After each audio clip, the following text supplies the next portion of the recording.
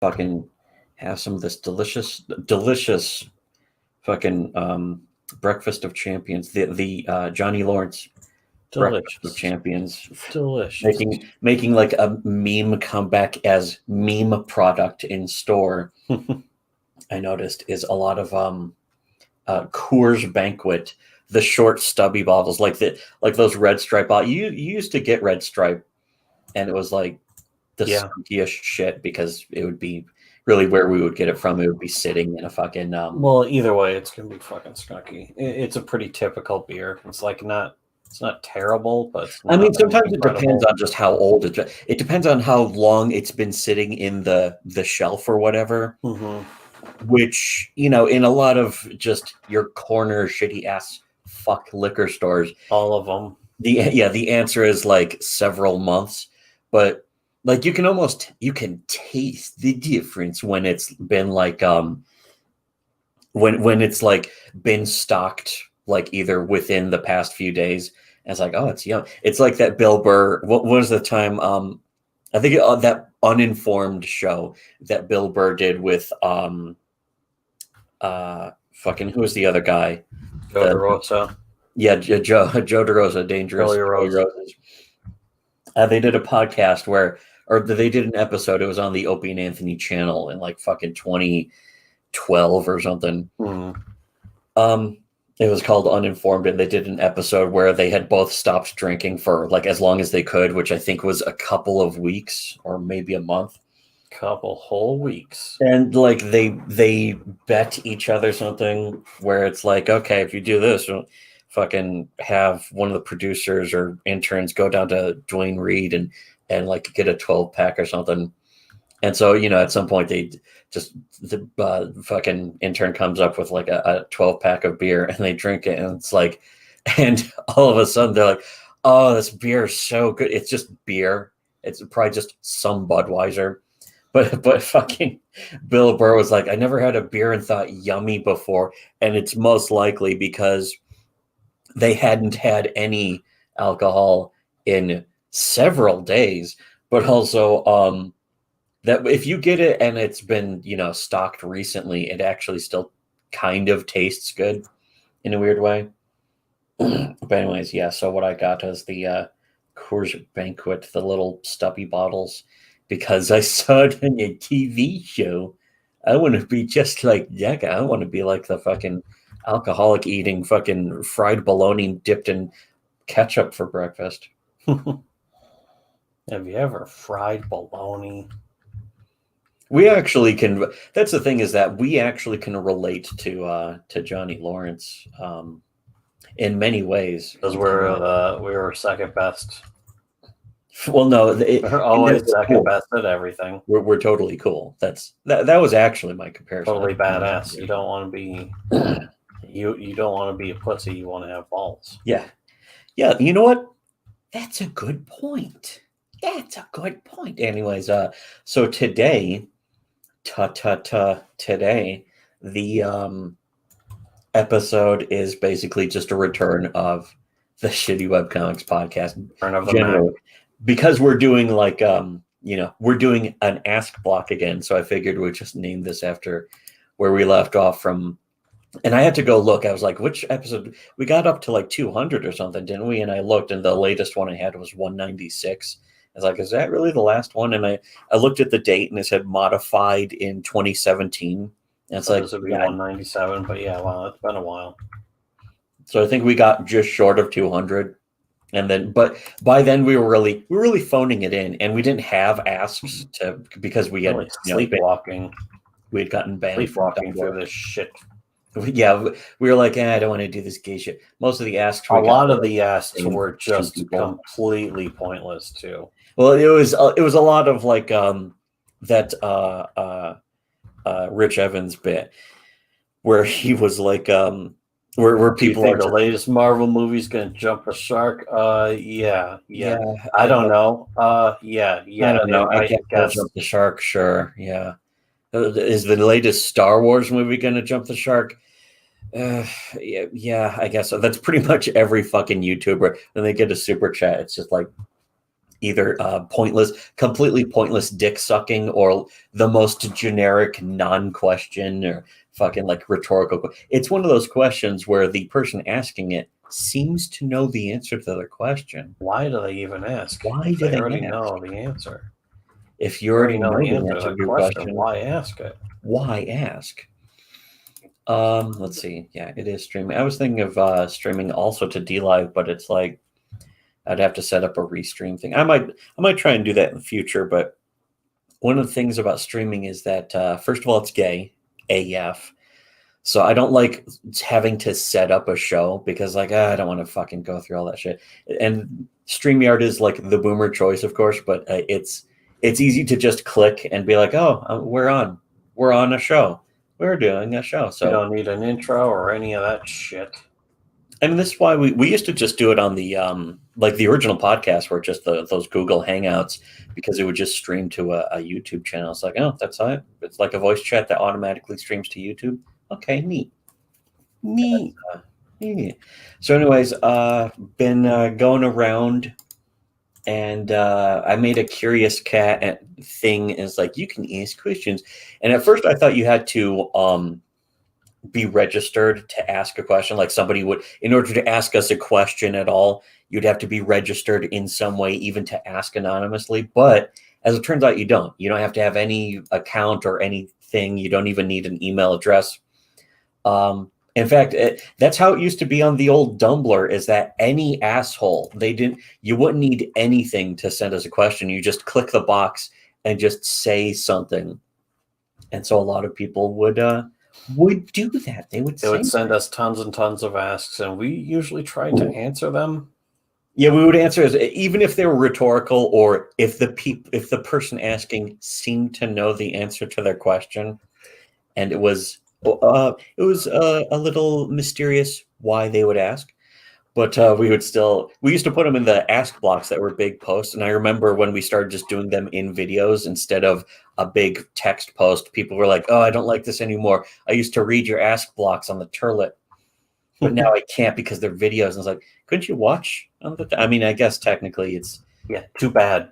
Adapt and die. Adapt and die. Because you're gay. But the...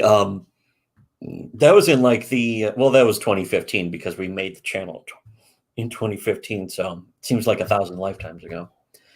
Anyway, so this works for just anonymous things, and I put the link in the below thing, but I'm just going to be answering whatever we got up to this point, just as like a nice sort of return of a classic era. You have to read these to me because I'll be reading all these out. Because are you still playing Far Cry 5?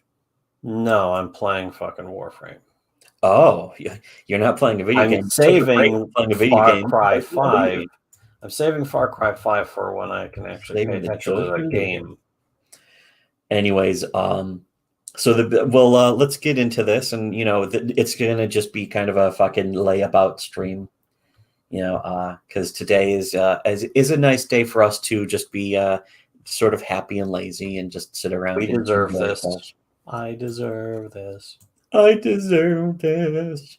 Let me see. Let me fucking swig first. It's a little early for beer, especially for me. But you know what? I think I can do it. So let me just. Lug. Yummy. Anyway. Lug. Yum. Almost as much as Ethan Ranskyver loves cock. In fact, we'll get to that in a couple of asks. Here's the first one: is Curious Cat will just send you an intro question. Curious Cat 20 days ago, this is a while ago, says, "Welcome to your inbox. This is your first question. Share your profile, follow people, ask questions." I don't want to do any of that, Keisha. No, not fucking sharing my profile. Not sharing my fucking profile with anyone. That's for damn sure. Soon you will be getting a lot more of these. Hopefully not too many more, a lot more. So enjoy, have fun, and be nice. Well, you lost me. Well, that's up to me. Yes. Excuse me, it's up to me, you fat cocksucker. I mean, no. Make me some fucking enchiladas. I can report, block, or delete. That's fucking makes it Great. look like I'm really punishing Curious Cat for introducing me to its site. I mean, I would plan to just delete these because we're answering them on a show, but it like the way they're all in red makes it look like I'm choosing which way to punish them. Are you sure you want to remove this post? Yes. Oh, okay. What my questions? Yeah, wait. Is there no way to answer it and then just fucking? There's a reply button at the bottom, but it's just gonna go. It's gonna just post to my thing, and unless I type out what I'm saying, it kind of defeats its own. It's like an overcooked steak defeats its own purpose. I don't even understand. It's like an overcooked steak. You don't even understand. Anyways, first real question is, will there be a reboot or revival of PHG? Which I guess that's Princess High Ground, and I guess that's kind of pertinent. The thing is that it's Jerk who does Princess High Ground. It's certainly pertinent, and the answer is very obviously no. No. I've messaged Jerk recently after we put out those books on Amazon. After we put out literally #1 and Villains of the Snow Sea on Amazon, available on Amazon physical edition, and also digitally. The links are below. Who cares? But after we figured that out, because Jerk was actually the one who took the fucking PDF. He had to fucking go figure out all that shit and figure out how to make the PDF work for a print edition. I told him, if you just took the pages that you've made for Princess High Ground and just threw them into a PDF, you could then sell your own print edition of Princess High Ground. And then he even showed me, like, there were a couple of pages that he had unfinished, like sort of sketched out very loosely. And it was only like 2 or 3 pages left, and it would have ended like the first arc. And I was like, well, you could wrap that up and then go, whip them into a PDF or something, go sell them or something on Amazon as like a paperback physical edition. But that was, I think, that was over a month ago. I think that was a couple months ago at this point. And he clearly still hasn't done it. I don't know if he wants to. I don't know if he cares. But he has like, a couple pages of I mean, this is that he could finish. He could just wrap them up, color them up or something. I don't really know exactly what was happening with all that. All I know is that the blog was starting to really explode. We were starting to see some huge sudden business with the help of Princess High Ground because, of course, again, you draw anything, you immediately get instant sycophant followers. Yeah. Oh, man. Oh, they could draw pictures. People were screaming at us not to post anymore because we were the only ones contributing to the blog. Well, we were actually doing what the blog was for, which was writing and analysis and doing reviews. And people were like, "Oh, you should post more drawings and art and stuff." And it's like, that's for the thing about visuals is that it appeals to the shallow lizard brain, as I believe women have been very upset to hear that they have a lizard brain. I remember that still. They go around saying that we have a lizard brain, and it's like, yeah, it's called the amygdala, you dumb hookers. Everyone has one. Yes, exactly. Women, but yeah, everyone has a lizard brain. Women hit hardest. The key thing, though, was basically Princess High Ground was entirely on Jerk to do, and then he just didn't do it. Yeah, it was. We were about to see some huge, some real fucking, some actual attention. But the problem was Princess High Ground was actually a fucking it was a collaborative effort. Princess High Ground was not just about Jerk, so because of that, he didn't do it. It was something that would have benefited us too.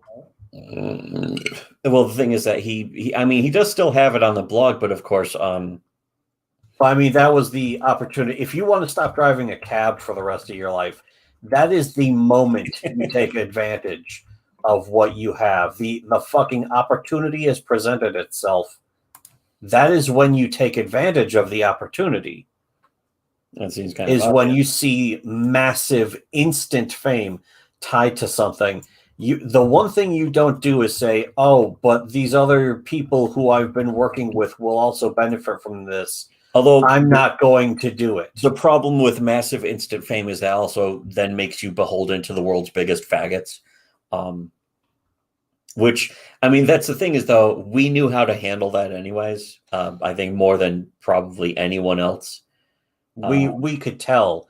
Which it was already happening to us, just because you could see that immediately occurring as soon as people were like, stop posting, so stop preventing Jerk from posting his comic. Yeah, that's right. It just needs to shut up.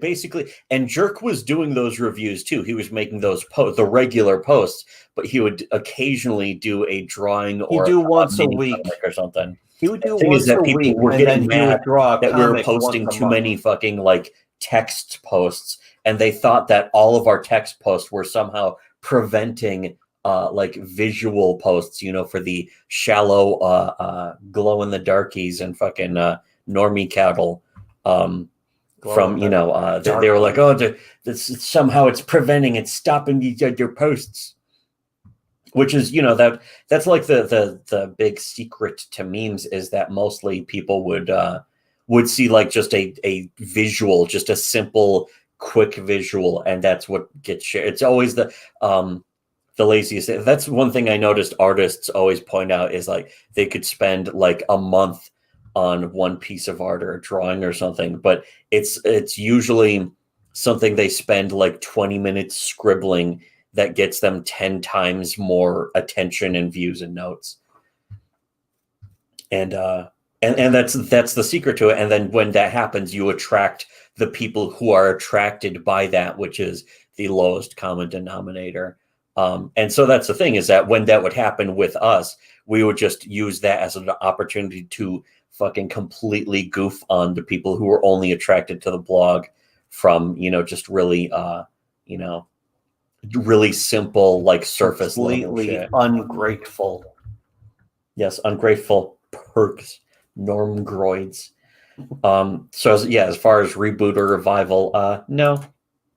Sorry, I mean, again, you know, this has already been talked about. Why are these people asking? You seem to know the answer to the question, or why yes. But no, one of the points about this is that I wanted people to be able to just re-ask any question that may have been asked over again. So that's fine. Anything that gets brought up, we'll just fucking answer it again. I just want people to understand. All these people are like, oh man, I love Princess High Ground. Really? Because apparently they didn't get enough support. But then again, at the same time, you kind of can't blame the supporters for not because doing it enough. It actually did. And at some point, you have to really look at the whole situation and be like, someone's not pulling their weight here. And it's not the two people doing all this writing, updating the blog constantly. I actually spent way too much time on the blog part. Not just like writing posts and stuff, but I would tag them and I would be like, there, now if I ever need to go back and be like, here, we fucking proved this a long time ago. Now I can search my own tags, at least for my own benefit. And then, you know, the blog just got deleted, and it's like, you know what? shouldn't have done any of that. It was a waste of time. It was all a waste of time. But also, we tried like just remaking another blog, and was like, here, we'll pick up somebody else to fucking just tag everything. And then they didn't. And then they would just edit our posts and shit. And it's like, yeah, fuck this shit. They weren't, as far as I know, they weren't deleting stuff from our posts. They would just add some shit. But yeah, they would like unnecessary shit that didn't matter. The ultimate mic drop, and then all of a sudden one of them comes in and goes, yeah, and also this other thing that's not really relevant or interesting. Yeah, by the way, here's what I think. Who are you? Yeah, fucking You're nobody. You're nobody. Just like fucking that guy. That was just like the one guy. Just like in fucking who are you? You're nobody. You spilled my warm cup of piss. Fucking, or like in Last Boy Scout. Or no, in The Room, where fucking Kylo Ren fucking is all mad at Tommy Wiseau. Like, you're nobody, and then fucking it's like you were too good. You were just chicken cheap. And then we blast him with lightning. I didn't know Tommy Wiseau could shoot lightning. It's because he's so pissed off. Well, because everyone betrayed him. Everybody betrayed him. He was so fed up with this whirl that he uses the Death Star to blow up this whirl. Anyways, the next question, certainly a more interesting and important question, is: have you ever had your duck succef? Because I know a good pizza place. Oh shit! Ethan Van Sciver sent us a fucking ask. Whoa! But anyways, well, if you know a good pizza place, then that's not Ethan Van Sciver. Yeah, that's right. He only does it. Only know a bad pizza place. The point of Ethan Van Sciver intentionally choosing like a bad pizza place to suck dudes' dicks behind is that you're less likely for anyone to intrude. It's like nobody goes there. That pizza place sucks. It's like it's a perfect place then for gay dick sucking under the cover of night. With fucking, he's got Earth Mama's natural night camo. Anyways, because he's the dog from Dam Busters. The answer is yes, but I don't need a pizza place or gay dudes, especially not gay. Preferably, definitely, preferably not gay fags. Next one says, "Do you really expect me to take you seriously with your blouse wide open, showing off the degradation of your body?" The answer to that is no. No. Which is, I mean, the fucking top button unbuttoned. You piece of shit. That whore. Slut. You slut. The next one says, "Hi, this is Tank. I have a small dick and I'm gay."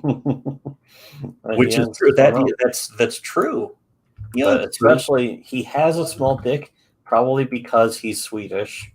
And because he's gay.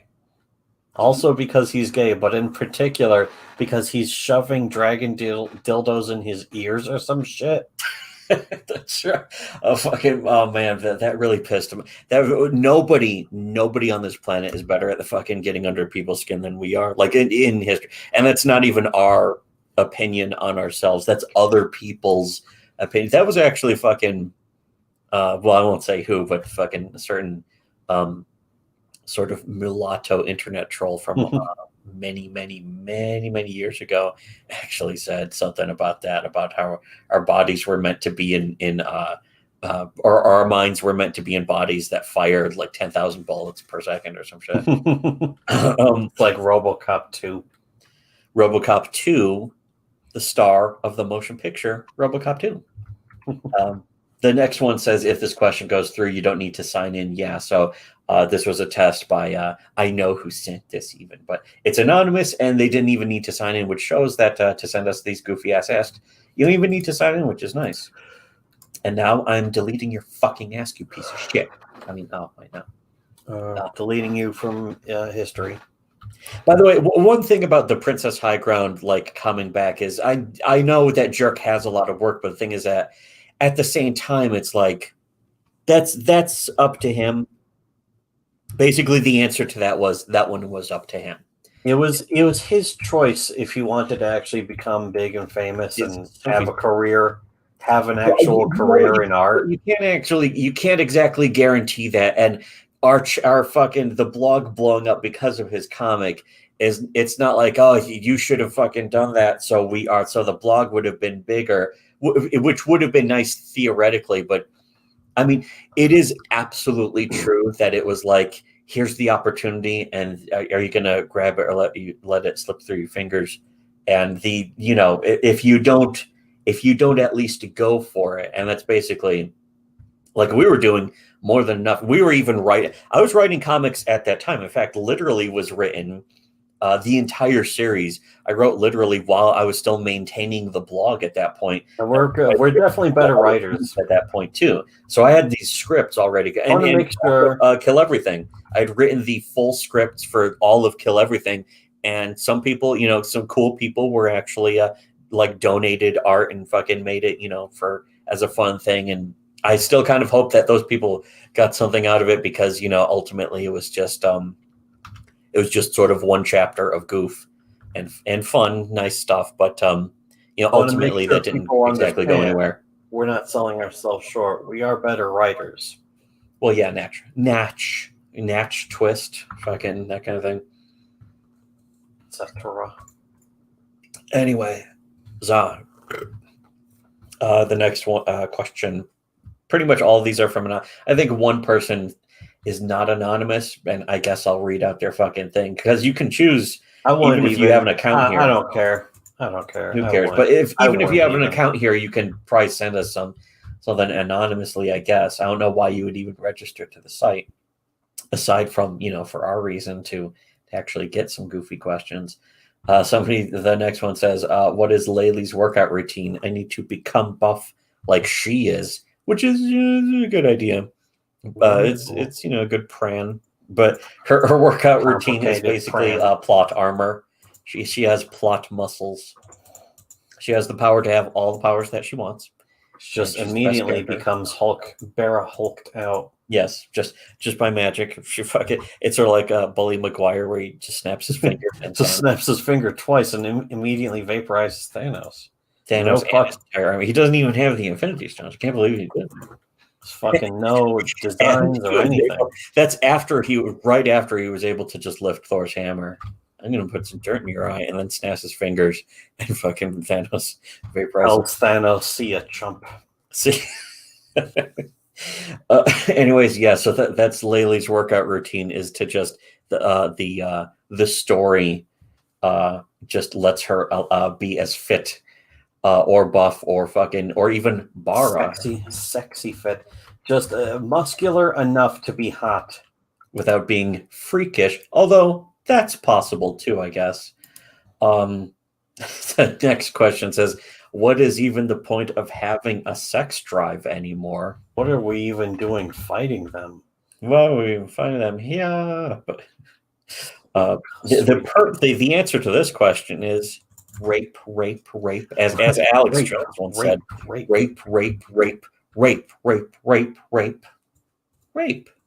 Eventually, one day, we're going to be like just overthrowing feminism. Just throwing women's bodies into the street, just stacking them up in like big piles, a pile of little arms. The next question, how big a donation would it take to get the next issue of Villains of the Snow Sea done in color? I mean, technically it's in like a monotone. The next issue actually really stalled out because of potentially World War III fucking prison pranit fucking goofy shit. For real, actual happening. Yeah, now it's really happening. Yeah, I can't and don't want to say what has happened, but the sad fact is, I don't really know what went on with Arcs, but he's sort of disappeared. And I don't know if they fucking threw him in jail. Some of the last messages we were hearing were like they're cracking down on everyone's internet history, on anything that anyone says now. Yeah, Europe, you can actively see Europe go fucking massively beyond even like the Gulag state or fucking the fascist fucking the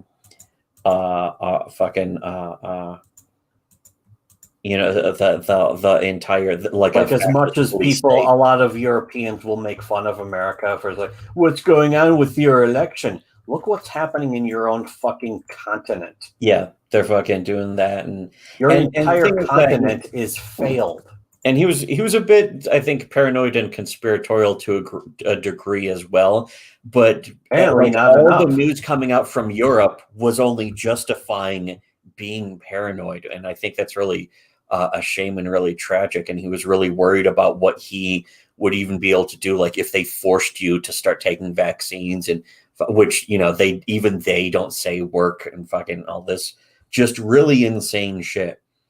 And like I told him, maybe try and get away from the internet, just try and take a break and relax or something. And I don't know, maybe he disconnected, maybe he's on vacation. A hole. I'm hoping he's just on vacation. Yeah, a big vacate, because it's been about a month now, actually. And so I hope if he's just taking a break and relaxing, I hope it's doing him some good, because I would rather have that than even have as much as I would like to have the issue 2 of the comic done. Like, I don't want it to be at the expense of his mental well-being and shit. But it's, it goes to show how difficult it is for an honest person. Like, if we were a fucking like grifter who groomed children, like a lot of other people in comics, it would probably be get a comic done, and yet you see they with all these people with all their resources, they still don't even get their comics done. Meanwhile, us with like no resources at all still outproduce all of them combined, even for the most part. And it goes to show. So as far as how big a donation you'd basically you'd have to pay, it would be several $1,000s, and I'd have to get a new artist, unfortunately, to fucking either start over or just continue on, and the art would look completely different, which I don't really want. But as far as in color, Arcs was doing something a really damn good artist too. The interiors were like kind of a monochrome red, and then the exteriors would be a kind of a monochrome blue, and it would have that sort of contrast of the inside and the outside, and it was looking really cool, and I was really liking it. But again, just all this shit with the collapse of not just civilization, but the fucking entire planet, the entire social contract, the fucking entire idea that we're supposed to live in a civil society where you could just get along and cooperate as long as we're not going to bother each other. Now you have Karens on every corner. How do you like that? A fucking Karen on every corner telling you what to do, what to think. Fucking everyone just yells at each other. Nobody's civil anymore. Is it just me, or are things getting crazier?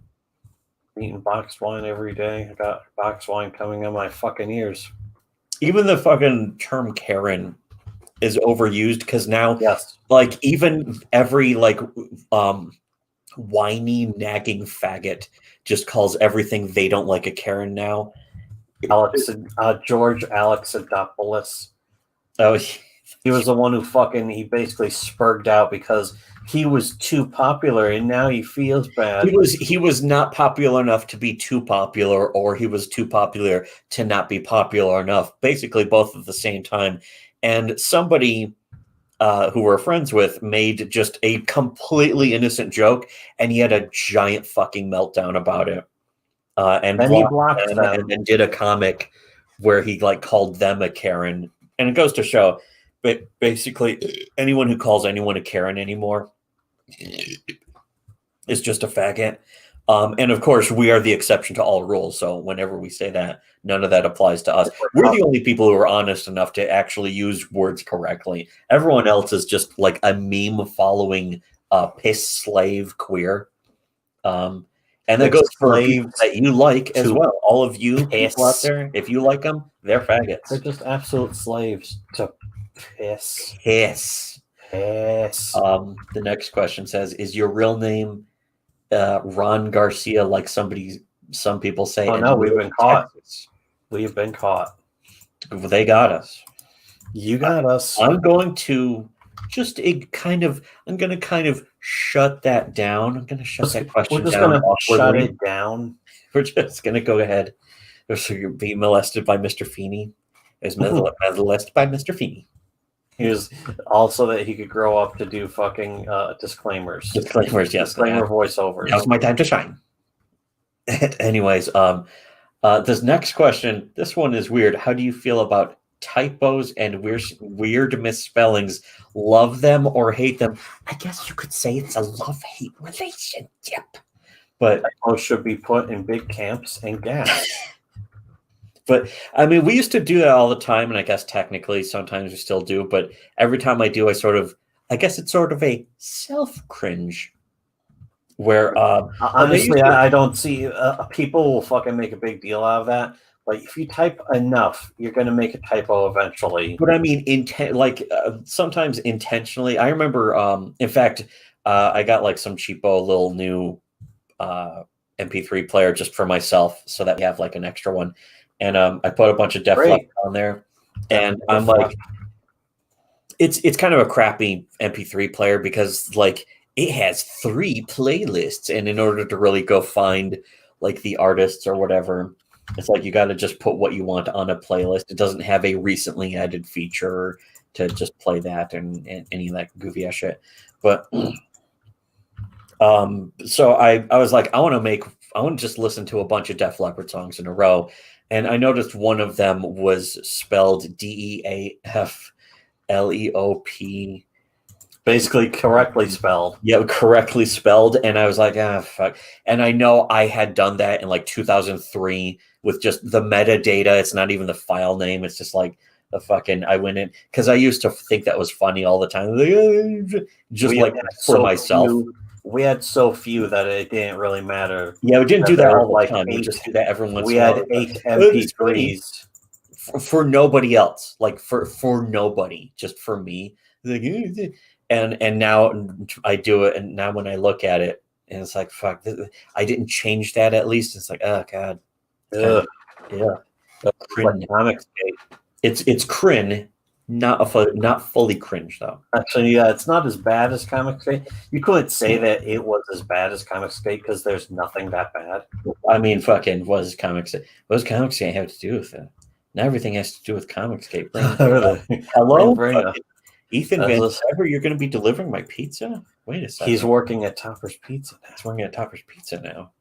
I thought he was rich. He's supposed to be a millionaire. Oh, wait, no. He tells people he's a millionaire. He's really not. If you even fucking look at the numbers. He absolutely is not. No. He shouldn't consider himself to be a millionaire if he can't even put out one. He knows that if he tells people he's a millionaire, they will actually believe anything he says, no matter how obviously untrue it is.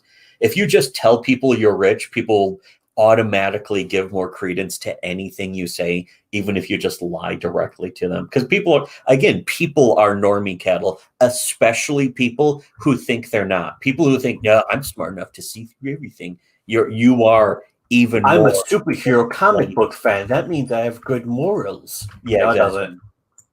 We've already proven that. Not only that, but they're actually more immoral. Like a comic book fan who thinks they have good morals, shockingly immoral, objectively immoral. Yeah, like shocking, isn't it? What 6 months of grief can do to him? Those are the gallons of vodka that enters into a lady. The next question says, "Do you shoot thick ropes?" Yes. Hell yeah. Hell yeah, nigga. The next question says, "You know what it takes to sell real estate?" Brass balls. Brass ball. And it helps if you actually have a couple in your briefcase. Who even has briefcases anymore? Carrying them around in a briefcase. Yes, just so when he fucking brings it up, he can pull them out. I love how fucking Levine, Jack Lemmon, just like massively facepalm. One of the great motion picture facepalms of all time is when fucking Alec Baldwin pulls out the brass balls and fucking. They're like those fucking counterweight thingies. Yeah, they're just like those clockweight thingies. They're fucking.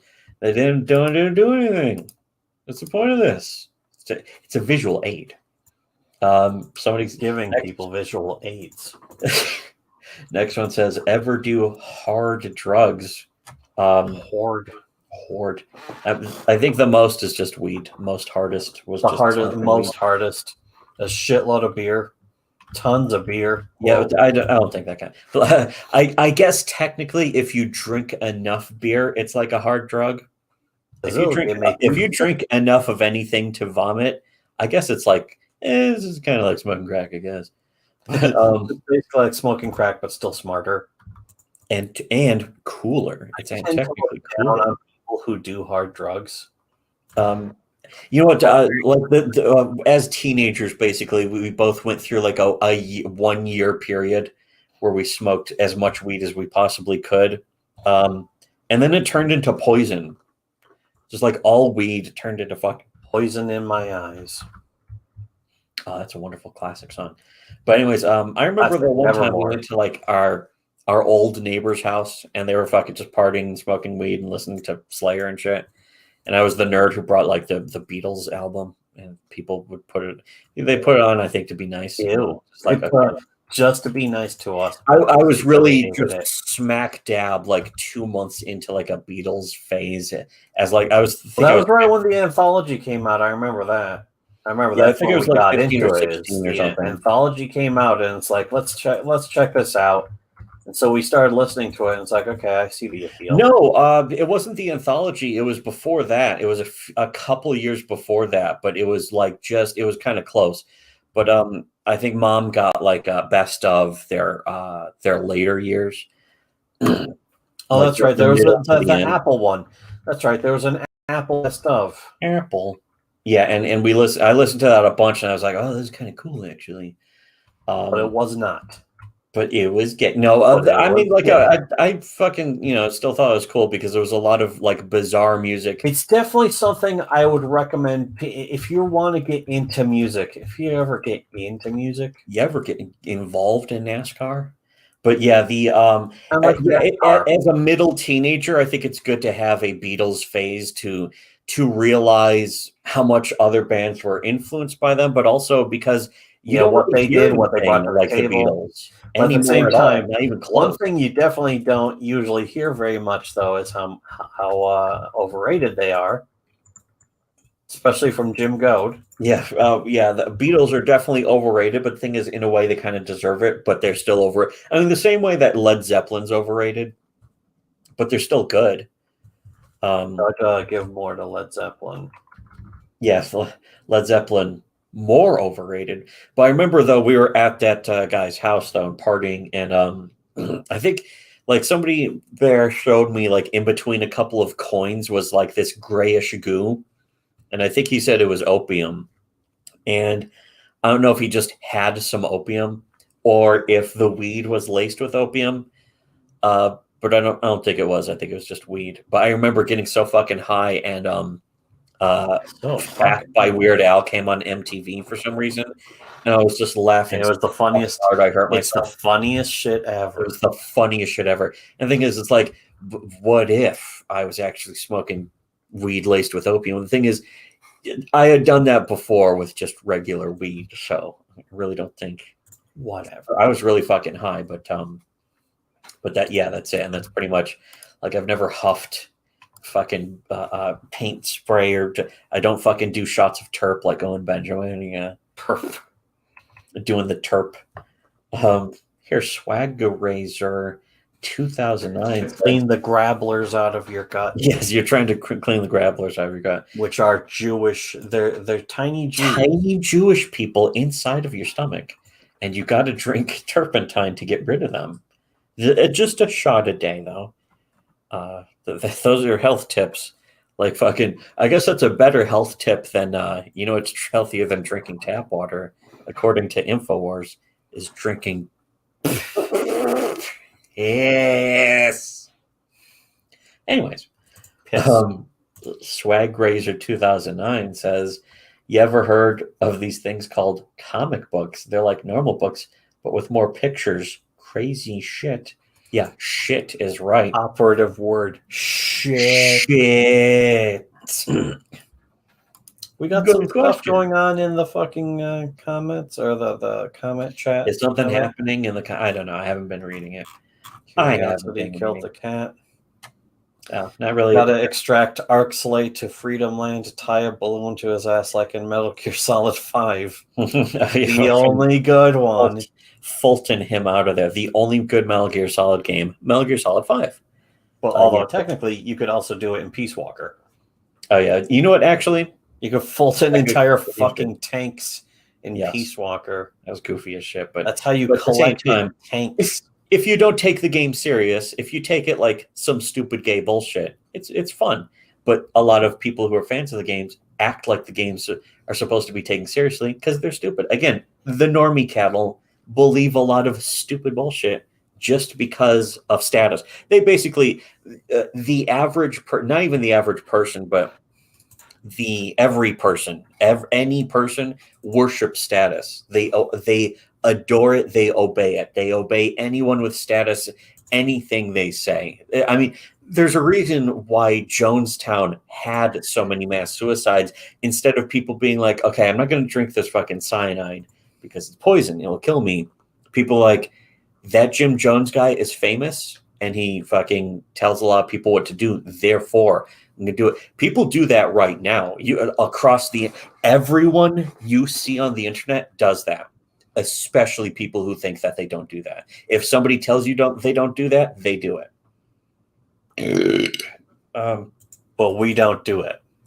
Yeah. Well, therefore, again, we're the exception to every rule. Yes. We are genuinely a species above species, as I like to call it. But we're a race apart. We have it within ourselves to be the better man. Yes, we are genuinely a race apart. The rest of you are the normie cattle. We are an ascended, not a class of person, but a fucking a creatures that are different, that are beyond more evolved. The ascended, that's what we're called in our fucking Discord. Yes, and also less gay than all the rest of you gay wads. Wow, that's pretty not gay, pretty ungay.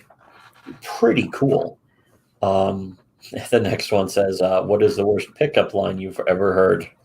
I don't know. I know what the best one is are you an antiquer? Because I have some junk that hasn't been touched in years. Have you ever had your belly button tickled from inside? Yeah. Fucking. I was thinking about this question because this is an insightful, important question. And I would say the worst pickup line I would ever hear is one that works. If it works, it's the dumbest shit. Which I'd like to see you crumpled up on my floor. That's a nice dress. I'd like to see you crumpled up on my floor in the morning. I would like to see you crumpled up in pain. Like in Oxytocin. I remember joke thieving Jewess, Amy Schumer, once said that some guy approached her in a bar, pointed down to his dick and said, "Hey, look who decided to show up," or something like that. And she said, "That's hilarious. Let's do this." And it actually worked, which goes to show, again, the worst pickup lines are the ones that work. And that means that they're the only ones that should be used. In fact, if you really, the worst pickup line would be one that's respectful, because those don't work. Yeah, respect to fucking calling her an angel. Kind of like that one fucking, it was that one Tumblr blog where the guy would just take pictures of attractive women on the train that he was on like every single day, and he would just post comments for being like, "Look at this angel, I was visited by an angel today." And then of course, like within 5 minutes, he got just absolutely spam blasted with fucking Tumblr tween feminazis who were basically calling him a rapist. Just like rape. But yeah, the thing is, they would say like, "Oh, this creep shot! Look at this creeper taking his creep shots," and they would mass report him. And the thing is that Tumblr, of course, as a website, not just the user base but the staff agreed that it was like illegal to appreciate. Well, I mean, he shut down his own blog. That was the thing, though, is he just straight up on his own choice, he shut down the blog. But that's how cowed he is. And you just know in 10, 15 years, if not already, that he hates women now. He does not respect women anymore. You would hope so. Because he understands their nature.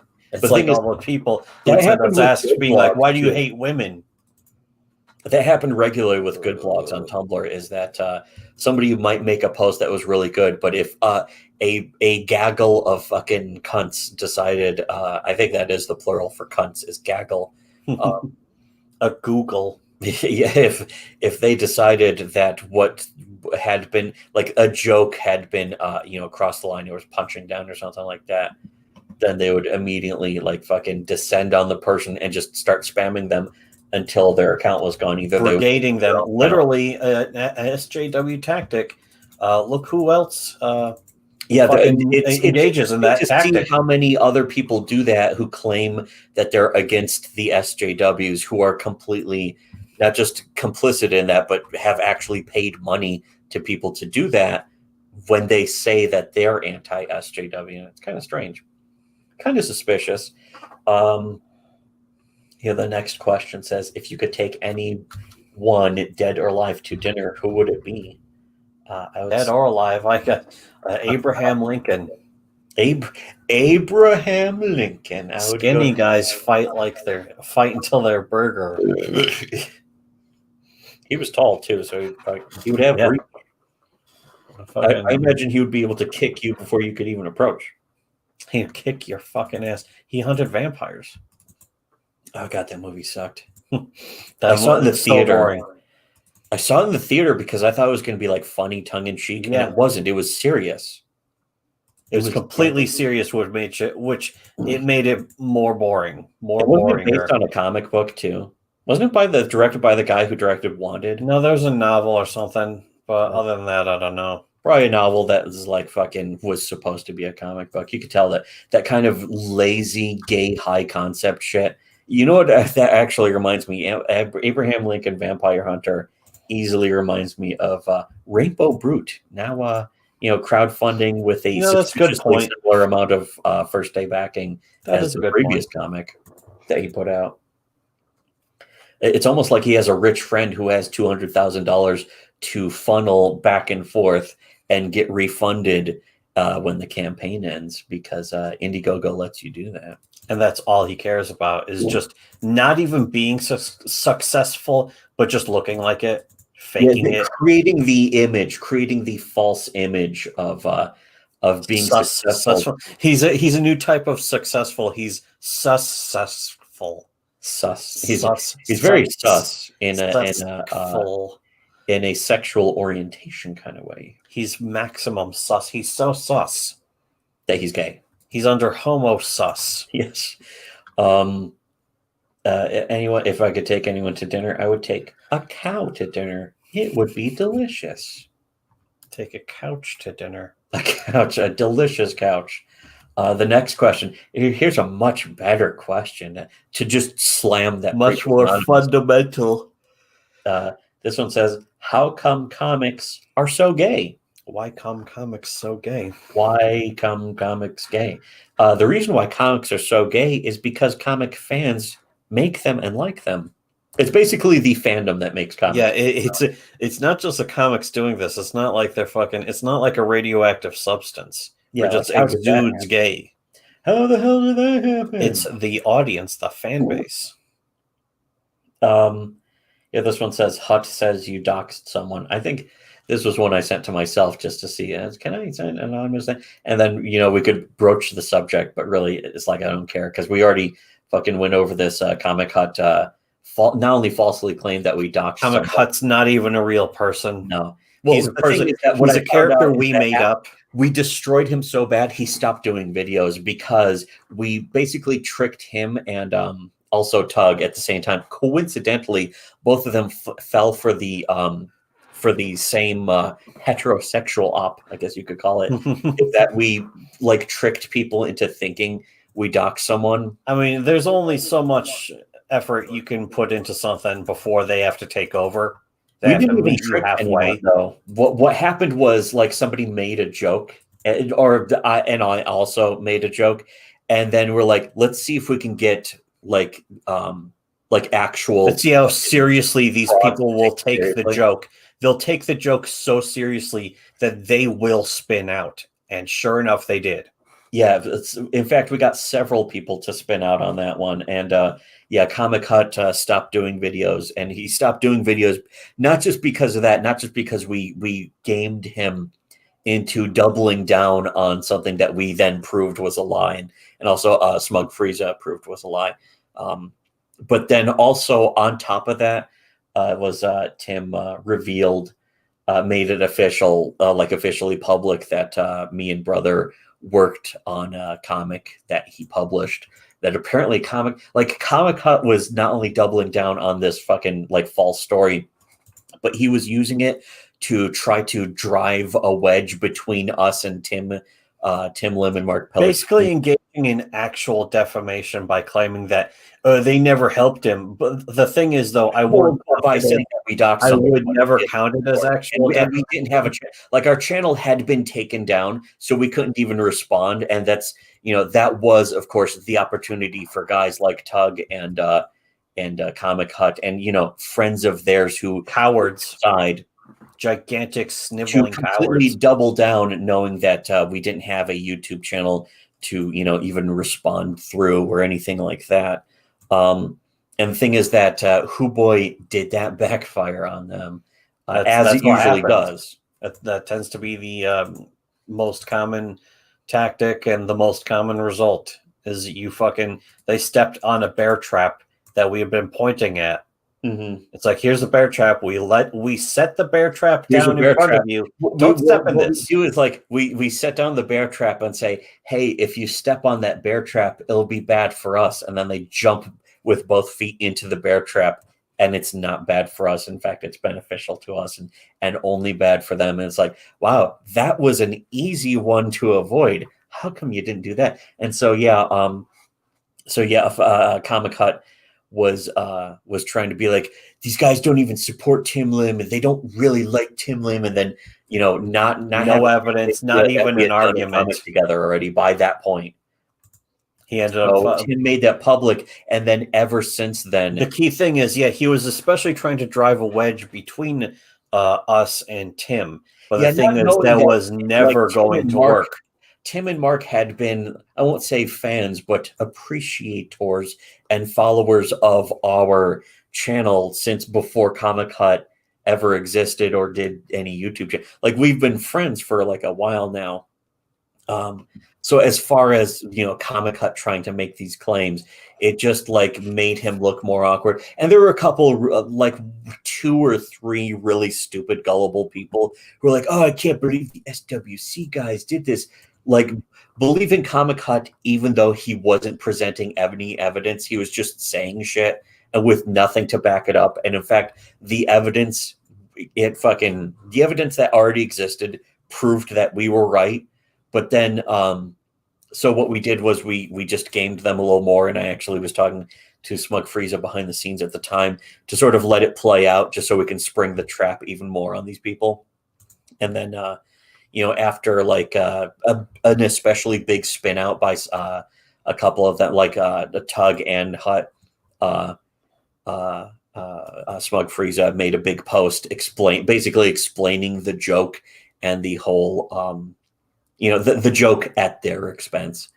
So, and then I think Comic Hut still tried to do a few videos where he claimed that we weren't, that we weren't really friends of Tim and Mark, which Tim and Mark know that better than Hut does, because Hut is like most people, Hut is completely in the dark and he doesn't even know it. Like, he has no clue that the people he thinks like him don't tell him anything, and all these other people who are part of this whole fucking Comicscape bullshit, they're all basically behind. They're always a step behind us anyway, but fucking Hut is like 5 steps behind them. Well, the thing is, on top of that, is most people genuinely don't know anything going on behind the scenes with anything. I mean, with anything.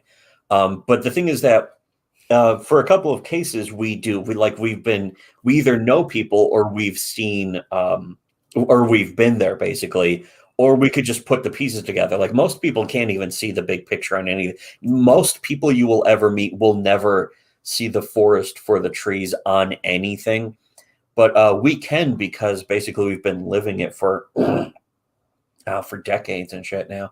But so most people are completely baffled and clueless. Like, Comic Hut's a great example, actually, of somebody who absolutely thinks he's in the know. And fucking then all of a sudden Tim is like, hey, while Comic Hut is doing daily videos day after day about how much he hates us and how about we're shit and that we're fucking terrible people. We're ruining his life. We hate Tim and Mark and that kind of shit, and that we're not friends to them and we don't support them. And then meanwhile, he's only done one video with them. Yeah, and then all of a sudden Tim Lim fucking makes this post saying, hey, the SWC brothers actually wrote a comic for us in this one. And, I can fucking, for obvious reasons, it had to kind of be flown under the radar and shit because of, for obvious reasons to somebody like us. For most people, no one has any clue what's happening, especially behind the scenes with Comicsgate. but it's as we had fucking already said multiple times. So if you listen to us, you know what's happening behind the scenes with Comicsgate. If you listen to anyone else, especially people in Comicsgate, but if you listen to like even former war campaign, current war campaign, fucking not that any of those even exist, all of those are dead now, but like current Comicsgate, OG Comicsgate, fucking, you know, any of these other people, even the anti Comicsgate, which also doesn't exist either. But if you listen to any of them, none of them really know what's going on either. In fact, that's the reason why people from Comicsgate years ago, before Comicsgate collapsed, several other creators came to us and started telling us, wow, you guys actually know what's going on, but you haven't even been there. And it's like, it's not only are you guys completely dead on right about it, but you're the only ones who are right about it. And then it's even worse. Here's some other things. And then they would tell us some of the things that had been going on behind the scenes in Comicsgate. It was like 2018 or something where we were basically saying that here's why Comicsgate couldn't work if anyone tried it. And several we pointed it out. Several major people from within Comicsgate came to us and told us, not only are you right, but then also this and this and this, and told us some crazy stories about what was going on. Basically, we knew the truth without even seeing the dark about picture. To this day, we saw the partial picture and we already fucking had them clocked. Yeah, we hadn't seen all the things going on behind the curtain, the gay curtain, or behind the candelabra in the case of Comicsgate. But we had known enough that we had seen it in other groups and hug boxes and behaviors and fucking like probably 100 times at this point, just over the past several years, over the past couple of decades of internet trolling, which we partially invented. Actually, as it turns out, I never thought that, because really we just saw it from other people. I saw other people trolling, and then we sort of did it on accident. Like we never trolled intentionally at the beginning. We just did it on accident and found out that people just get mad if you fucking tell them something that they don't want to know, that they wished they didn't know or didn't hear. So it's kind of goofy, but yeah, that's how, you know, it leads to this situation where most people still have no clue. Like even people who think that, you know, they've seen through the bullshit, even they have no idea what the real shit that's been going on behind Comicsgate. Like if you're a supporter of Comicsgate, you have no clue what's been going on. And we, not only do we, but then people in Comicsgate came to us and told us, oh yeah, it's even worse than you thought. Fucking this and this and this. And it's like, holy shit, that is fucked up. But it's stuff we could have guessed. At this point now, all I have to do is guess.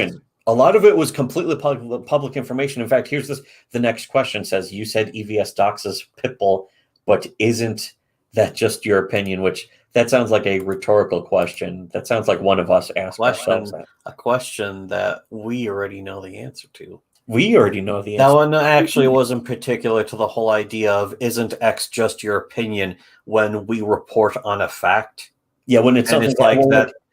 People don't know what an opinion is anymore, apparently. Yeah, nobody even knows what the word opinion means anymore, except for us. We know what it means, but nobody knows what you know, when we say objective truth or objectively true or objective fact, nobody else knows what that means anymore, because nobody has.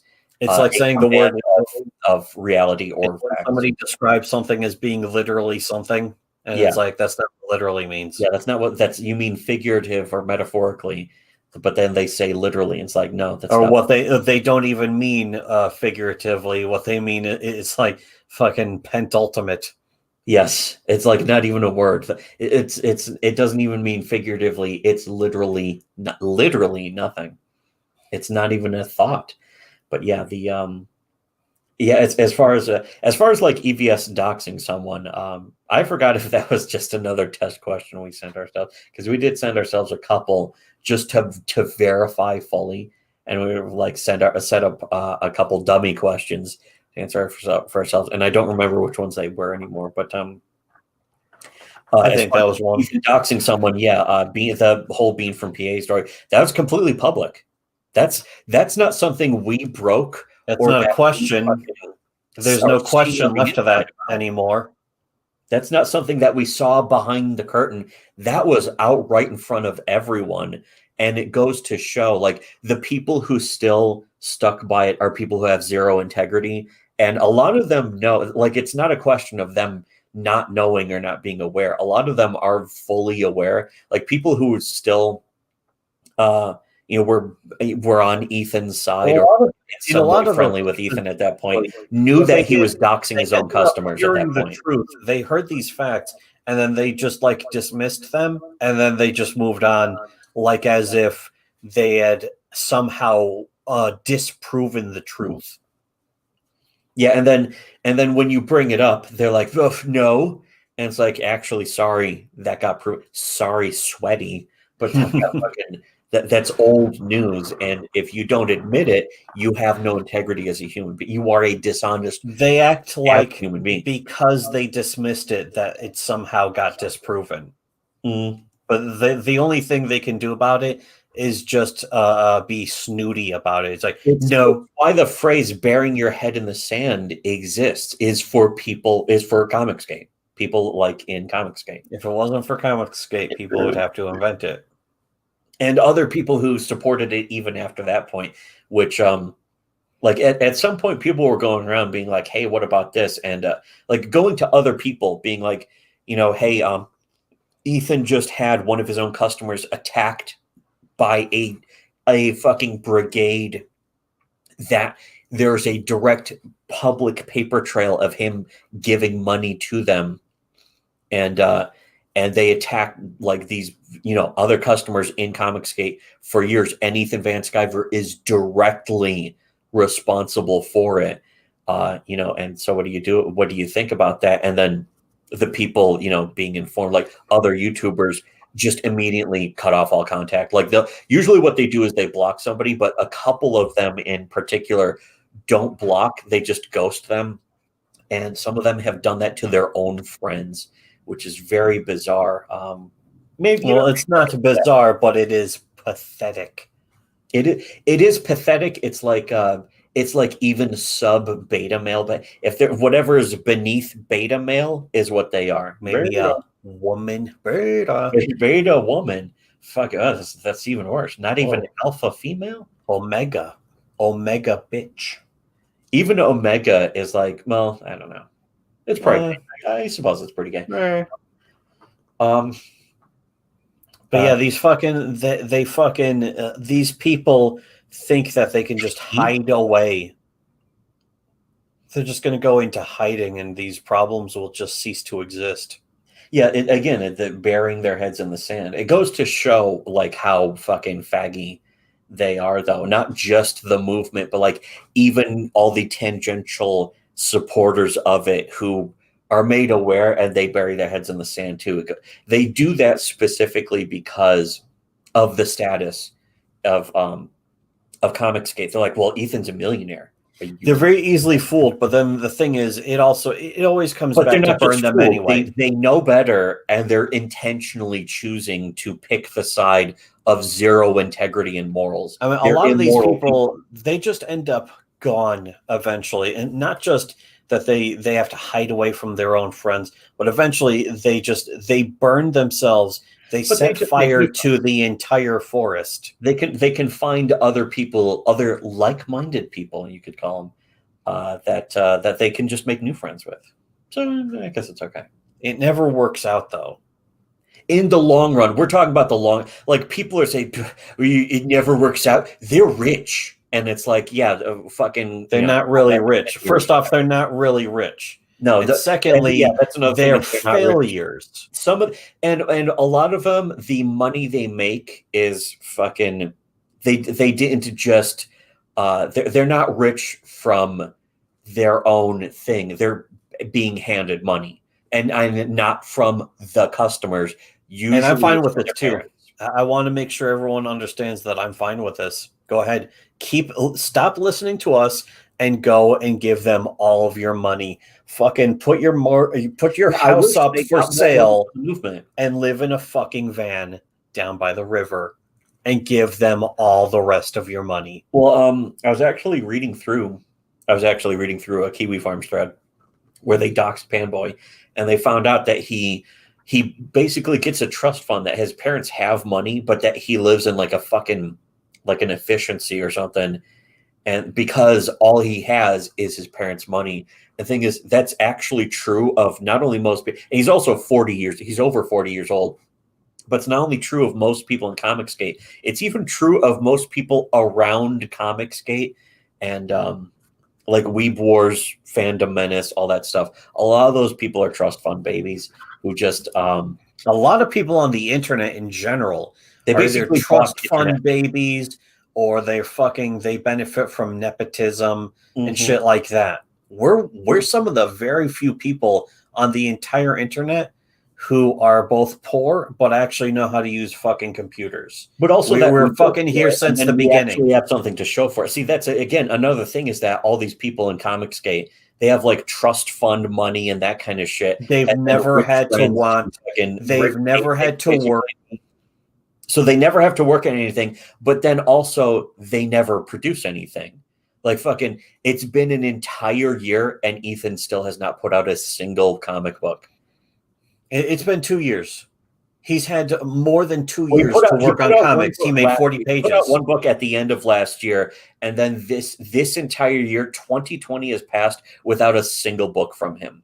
And you can't say that it's because of coronavirus. Good either. It's not. You can't say it's because of coronavirus, because quite a few other people have already put out their own books. Yeah, we put out a fucking comic book. We put out a comic book that's easily better than anything in Comicsgate. But you know, that's not my opinion. That's the opinion of other creators who fucking actually understand like the art and stuff, and the process and the quality of some actual writing for a change.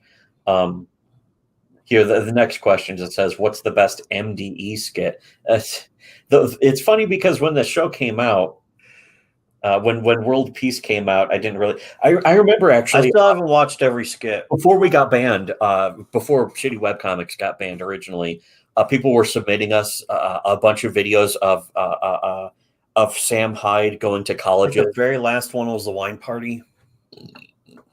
That was basically that's basically the one that I would. That's the one right off the top of my head that I would be like, there, that one. Well, that's the best skit as far as like what actually got me into it. But before then, like 2015, people were sending us Sam Hyde stuff and being like, "Oh, this guy is really trolling people and stuff." And it's like, okay, neat. I didn't really care. I didn't hear about it before. Well, yeah, I appreciated the balls he had to like go to a college to give a speech, like pretending he was giving some motivational speech and just fucking trolling confused college kids.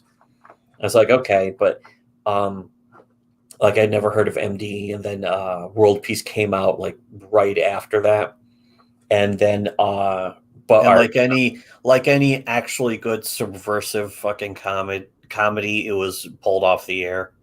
But the thing is that I remember no good reason. I remember watching like a skit, maybe one skit from World Peace.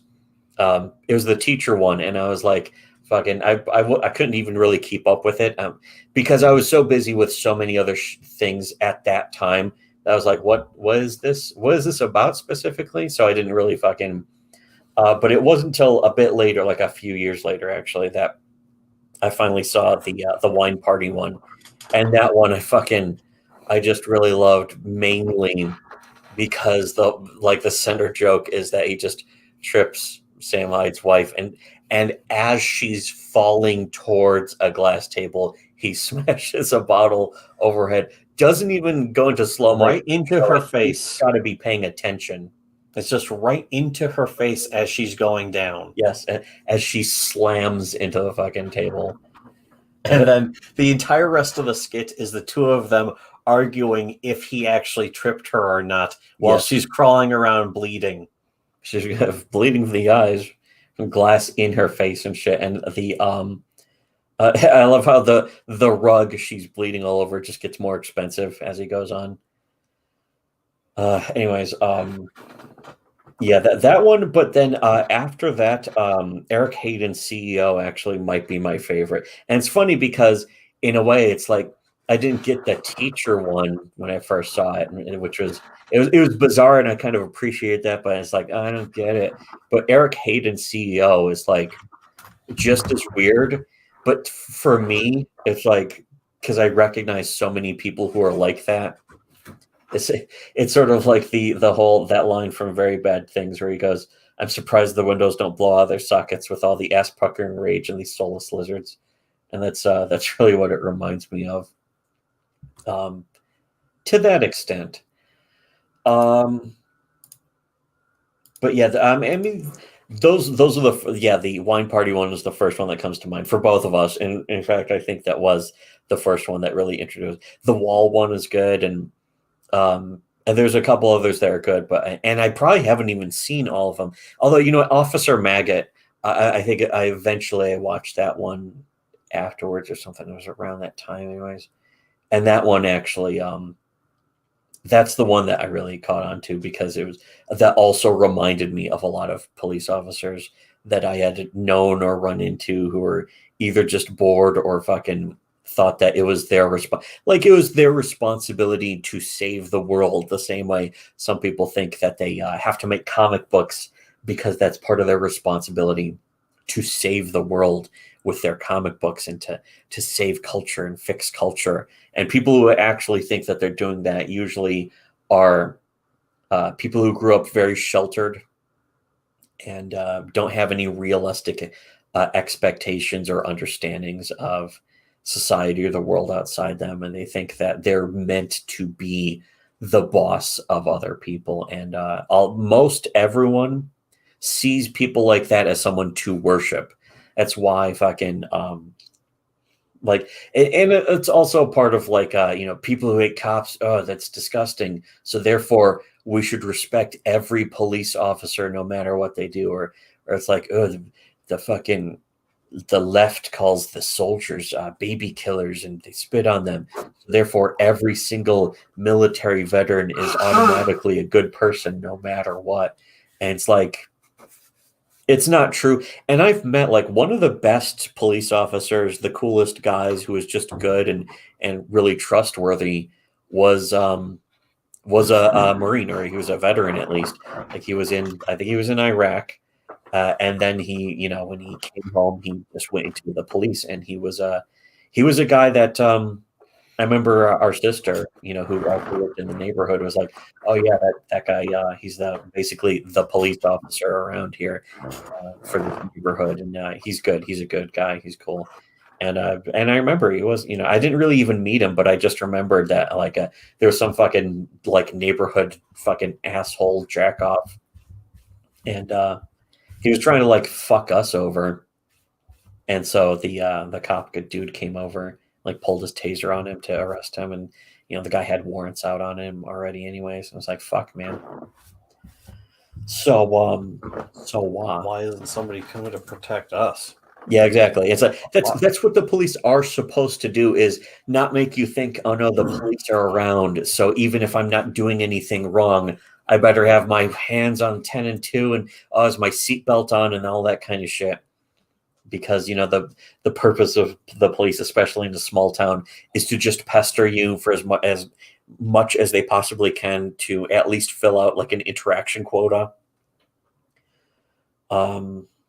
So yeah, but there's a lot of cops who are just complete dick cop faggots, really, who only became a cop just so that they could fucking tell white women, "I better not see you dating a black guy.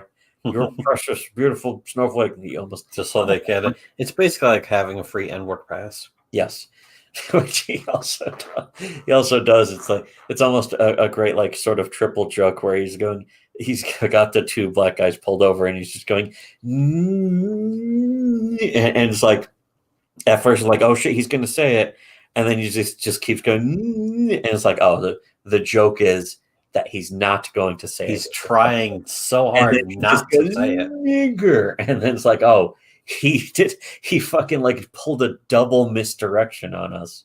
It's so genius. And he's also got his gun out, pointed at them the whole time. Yes. Yeah, that's another funny thing. He even when he has his gun out pointed at the girl that he pulled over too. It's like if I ever saw you dating a black guy, I would probably kill both of you and myself. Anyways, the next question says, if you're given an unlimited budget for any creative project, what would you make? Are we talking about truly unlimited price? Truly, I don't know. How about space travel nanotechnology? Well, does that count as a creative project? Here, you do something about that. I want to get one more burrow. Do something with a knife. I mean, fucking. Otherwise, it would be like to fucking buy the rights to Star Trek, just to save Star Trek from fucking people who are ruining Star Trek. I'd like to make my own Star Trek show. But other than that, then I don't need an unlimited budget. I just need a fucking artist. I need artists who are willing to work for nothing. That's what the unlimited budget would go for, would be paying my bills so that I'd have the free time to fucking actually go and write. Oh, that would be the perfect creative project is pay off my mortgage. Pay a maid to come do these dishes. That's the fucking creative project. Yeah, like a creative project, I guess, would be more like a comic. First of all, I wouldn't make a comic. I would make all of them. I would go make all of them. I think the first one I would start with at least would be Antipode, but like there's the Stay Woke comic that I wrote in like 2017, and then fucking a bunch of the one shots like fucking Safe Space and Overripe and that kind of thing. But I would also actually Villains of the Snow Sea is the one I would really love to throw a lot of work into, mainly because it's the big epic. And the thing is that, it's not my first comic now, so I can dedicate to like a more continuing storyline. It's not really a big epic, it's just a longer storyline. And I would really like to fucking to fucking draw that out and get that get more of the story told, because that one's a bigger story. It's a bigger story than we've ever planned. It's a funnier character than we've ever had before. That one would be good. But yeah, I would like, I could go through a list of all the comic scripts I have finished writing, but I don't need an unlimited budget to make those either. It would be a pretty small budget. That's one of the big benefits of fucking comics is you don't need $100 million. You don't even need $100,000 to make a good comic. But the you especially don't need $100,000. Making a good comic is something that money can't buy. And this is especially proven by the fact that every comic that's made a lot of money has complete shit for story. And again, some of that can change because you're looking at fucking like Common America 2 is almost breaking like $100,000. It's getting up there, and the next one might.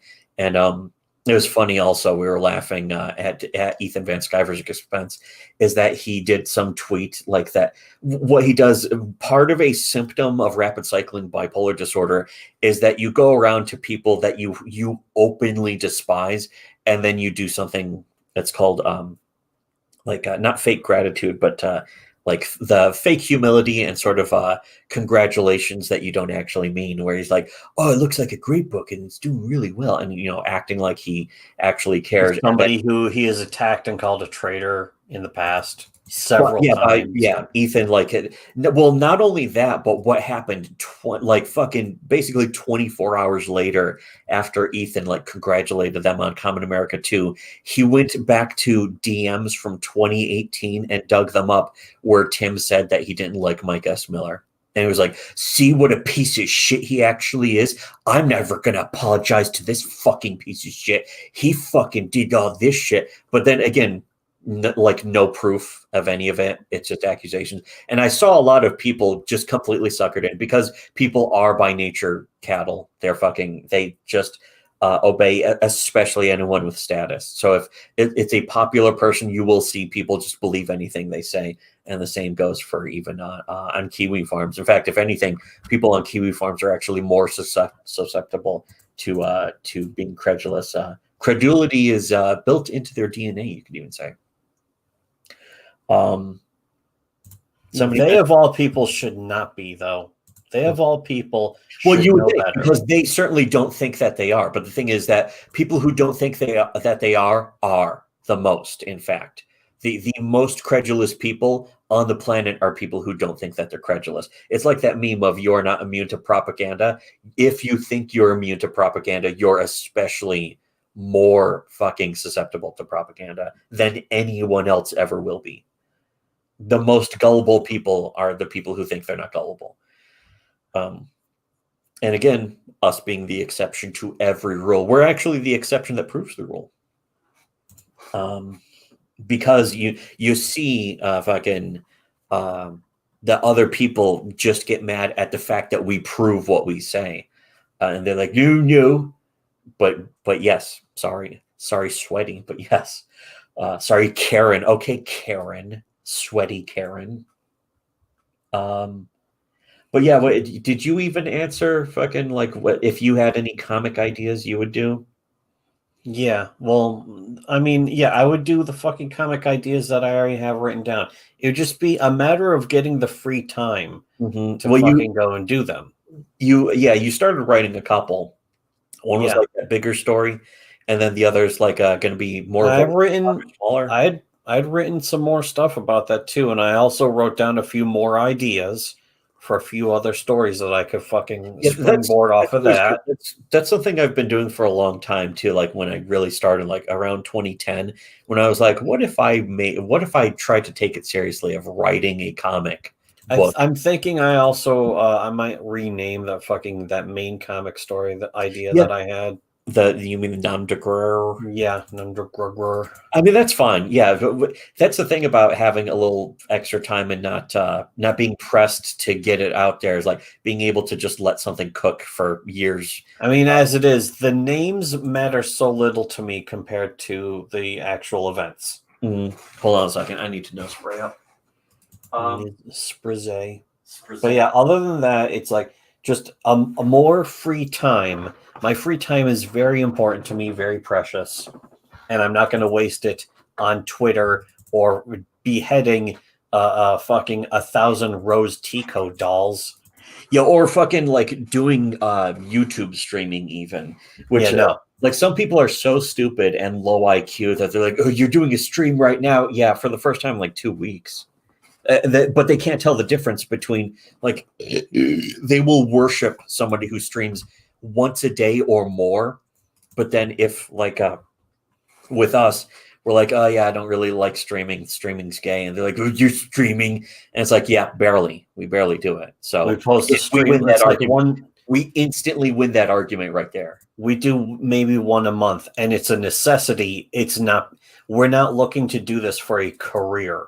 Yeah, it's just something to do as a goof. It's just as a goof. But yeah, Inevitably Doomed, actually, that's another comic that you actually I think gave a treatment on, as it's called in the industry. But that's one that technically we would have worked on together, and I would love to do that. But again, we would sometimes not even a matter of money, but it's just finding an artist who actually fucking gets it. And then if they work for free, which I don't like having an artist work for free. In fact, last time I worked with an artist who was working for free, I wanted to still be able to pay them, and they refused because they said, they fucking basically get more money than we do. And so it would be kind of a waste. And it's like, well, all right. At the very least, it's a great opportunity to fucking springboard. But yeah, again, ARC's fucking, if you're still out there, I hope that, you're at least, I hope that you're not in fucking Europe jail, in an EU fucking FEMA death camp. European Union FEMA. There's no such a thing as possible. But I hope you're just relaxing, chillaxing, maxing, all cool, something like that. And so yeah, that is more important than fucking even having a comic get done. But I would also like to get comics done, and it's just a matter of finding the right artist that I even can pay, because I'd still be able to pay somebody something at this point, anyways. Somebody mentions, what is your favorite comic, script only or illustrated published, that you've written? You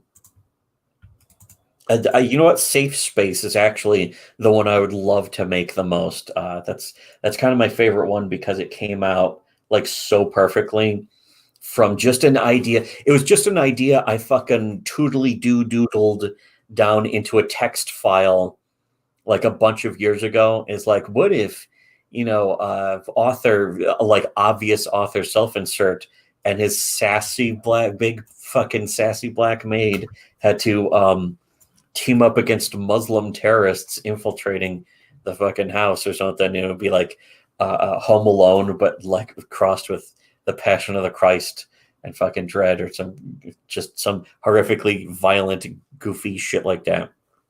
And it came out so well, like it fucking executed so perfectly. And I was like, wow, that's fun. It's like some divine hand is inspiring me. And then jump cut to hell, or swoosh cut to hell.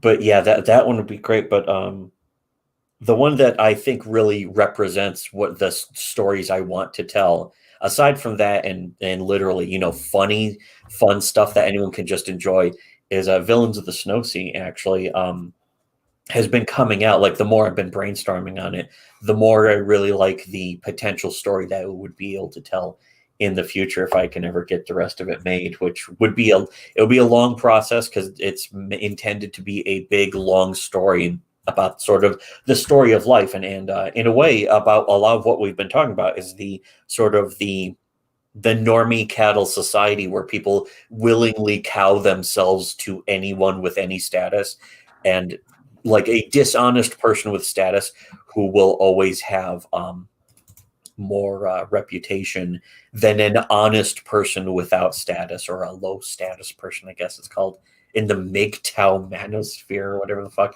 But yeah, that kind of story about like Thomas and Laylee being sort of the last honest people in the world. Not really. Like, they'll find other people who are friendly or sympathetic, who also feel that they are trapped in a situation where everyone else who is incorrect has a say because they worship the status of, other, of like grifters and dishonest people who are just pretending that they're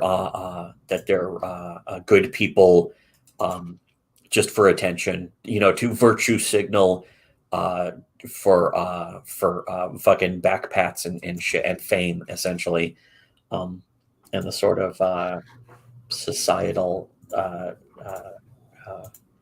chasm between that. So yeah, I would really like that one. But also, yeah, like Inevitably Doomed would be great, and only more pertinent. Like, when I wrote it, it was the most relevant comic ever written, and that's not me like trying to fucking gloat or brag about myself. It was objectively true. Is that it was about a group of people who had believed their own bullshit to the point where it collapses on themselves. And it was objectively something that not only was happening, but then other people came to us and said, wow, you guys were completely right. Other people who had been involved in that shit came to us and said, you were dead on right about that, about how you said that was going to happen, and it happened. And it's like, well, it's just something we had seen previously. So it's not like we've seen the future. We've just seen the past. Here's another ask that just says, is this working? So yeah, the answer to that was yes. What do you see yourself doing in 10 years? I mean, we've actually started making comics more than I even expected or hoped. Yeah, this is the next step. I have to say, 10 years ago, I would not have imagined we would be where we are now. Yeah, I wouldn't. 10 years ago, or even 5 years ago, or even 2 years ago, I never would have imagined that we would have written a comic. Like, somebody would have paid me to fucking be able to draw a comic that I wrote. I never thought that would have happened.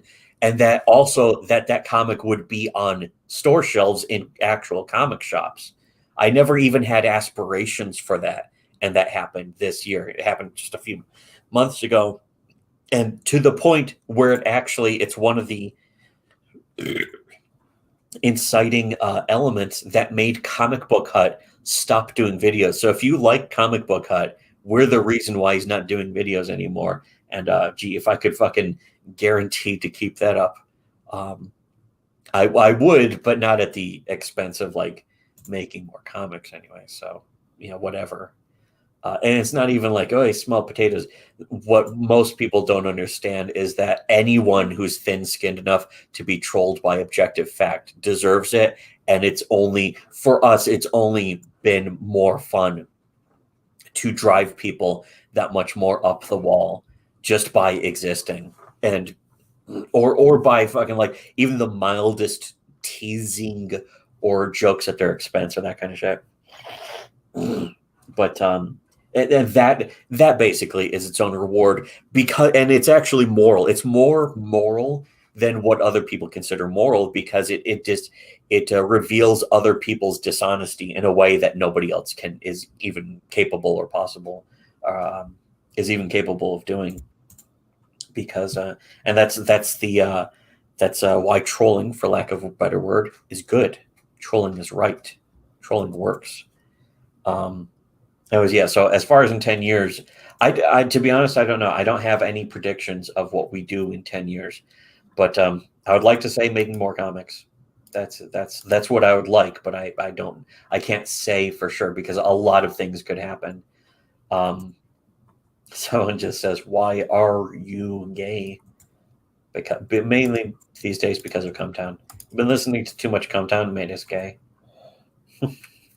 Turned us gay. Too much dealing with Comics Gate. Yes, they're gay. They're gay poison. Being gay agenda. Somebody says, "Do you prefer traveling by train or plane?" How about neither? I think I'd prefer a train, just because if it crashes, there's probably a better chance that I won't be killed instantly, or it'll be cooler when it crashes. More fucking chance to relax, stretch my shit out. I'm a tall drink of water. We're not actually, but no. But the next one says, "What's the funniest actual name you've heard of someone having?" I don't know.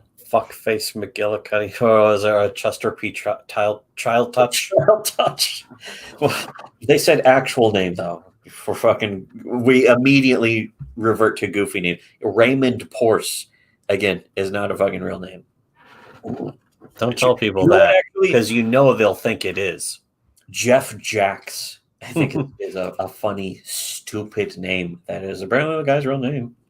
It's a real fucking idiot's real name. What's your go-to show movie when you need to cheer up? It used to be MST3K, especially when we were teenagers. Probably Dexter now. Well, you know what? No, it's like Cumtown, basically, or for a while during last year, for a big long while, it was like Revenge of the Sis.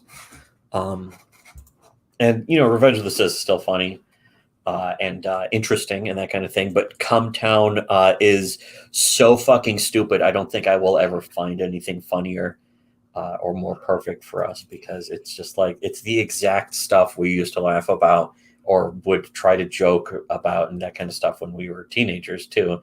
And then when we were 20 and all that kind of stuff further on into the years. So, I mean, it has changed a lot, but yeah. I remember I used to just fucking, when House MD was on Netflix, like every single day I would put on at least one episode and just have it playing. Like if I'm eating, not a good show for eating, but when I was eating, I would fucking do that. Someone says, "Would you rather go a week without using your phone or a year without leaving your room?" We never use the phone. So other people out there who just they're just addicted to their phone. Yeah, they're probably addicted to like Twitter and shit and social media and other gay shit like that. Those people are weak. They are genetically inferior. The inferior normie cattle. But would you rather go a week without using your phone or a year without leaving your room? I guess. How am I going to get food? Using my phone then? How am I going to get food if I can't leave my room? Yeah, exactly. Would I starve to death? What am I going to piss in a bucket or something? I mean, theoretically, I could do both if I just if somebody brings me all my food. It's like, oh, this is fucking being waited on hand and foot. This sounds great. It's not even really an ultimatum for me. Someone says, "How are you really?" I don't know if people are trying to figure out how specifically that we really, or if they're just asking how we are, which I think we're doing okay, especially today. We're doing nice. It's snowing. It's cozy out. Doing better than a lot of other people are. That's for damn sure. Morally, spiritually fulfilled as a human being. But yeah, things are better for us, especially this year, which is weird because things went wrong for lots of people, and they're going. And I think that's sad, and I think that's I don't want to benefit from other people's misery, but like if I had to, I like again with someone like Arcs, it's like I wouldn't want to fucking trade. Not my choice. I wouldn't want to trade situations. I wouldn't want him to be in a bad situation. That's how I want it, but it's like. Yeah, it's not our choice, really. If I had to choose between the entire world being plunged into death and suffering, but I would benefit, yeah, I not because like I just want that so much, but because fucking just because of the opportunity at this point, how we have worked to make things better objectively, and again, not my opinion. This isn't me saying this. This is other people who have said this about us, is that we have actually worked to make things better for other people more than anyone pretty much ever does in their entire lifetime sometimes. I mean, in a way, what we've done, especially since the old Shitty Webcomics days, is we've existed as like a place for other people to vent where they never could anywhere else. Like people came to us to be able to say things they know they could never say to anyone else or about anything else. And that's been true for decades about us. That's why so many people, like basically a ton of other people of all sorts of different standings in life have seen us as the most honest people that they have ever known. And again, none of these are my words. They're all their words. And a lot of them are people that, if you're listening to this right now, they're people that you like, but you don't know that they think this about us. You don't know that they look up to us, which is bizarre even to me, but it's not only true, it's what they've told us. And that makes it sound like almost worshipful, but it's actually not. It's not like people look up to us as if we're superior, or that we should be worshipped, or that we should be praised even. But with just any respect, that they look up to us with respect that has been earned on an objective scale. Like if you could measure respect, like a way to earn it as like some kind of physical currency, then we've earned that with we probably have more of that than anyone else alive right now. And again, it's not my opinion. If it was my opinion, I would say, we're okay, I guess. But other people's opinion of us is way higher than even my own. So I guess it's pretty cool. But also the question, why you gay? I guess come Tom. Which decade do you think had the best sense of style? It's how I avoid getting trolled, as I put on a dress and kiss guys. I don't like doing it, but it works. Which decade do you think had the best sense of style? I mean, usually I default to the 80s, but actually 80s did not really. But still, the 80s. Better than the 90s anyway. Well, you know what? Remember the 90s? The 80s. Shit. The 80s. The 90s was like just the 80s, but without even the self-awareness. And so they try and tone it down, but it's like just dumb.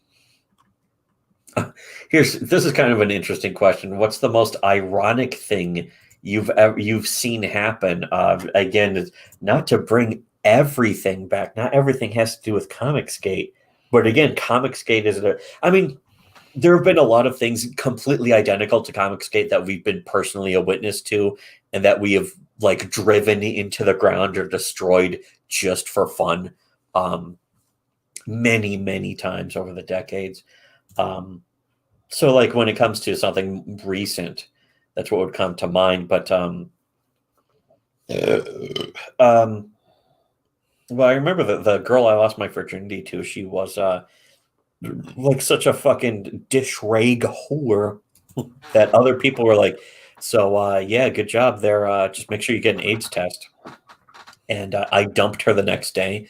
I'm like, hey, I want to never talk to you ever again because you're one of the most annoying fucking cunts I've ever fucking seen in my life. And she had such a fucking meltdown that she was like having crying jags in public, and she put on like 50 pounds or 100 pounds or some shit. It was more like 50 pounds, but she really bloated out, and she looked like a fucking, like her eyes were always glassy in pictures afterwards. It's like fucking A. And I called her fat, and it got back to her, and so she started slamming so many diet pills for weeks that she just fainted in college. Just one day, just collapsed.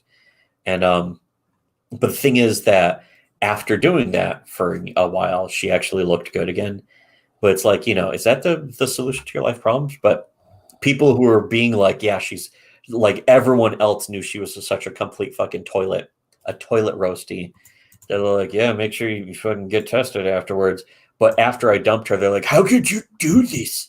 And that's like one of the most ironic things, is that like just the lack of self-awareness that other people have about even what they themselves think. There's a million different examples that I could come up with. I wanted to come up with something that just wasn't. They rain on your wedding day. Totally rain on your wedding day. It's like a free ride when you've already paid. How do you get a free ride?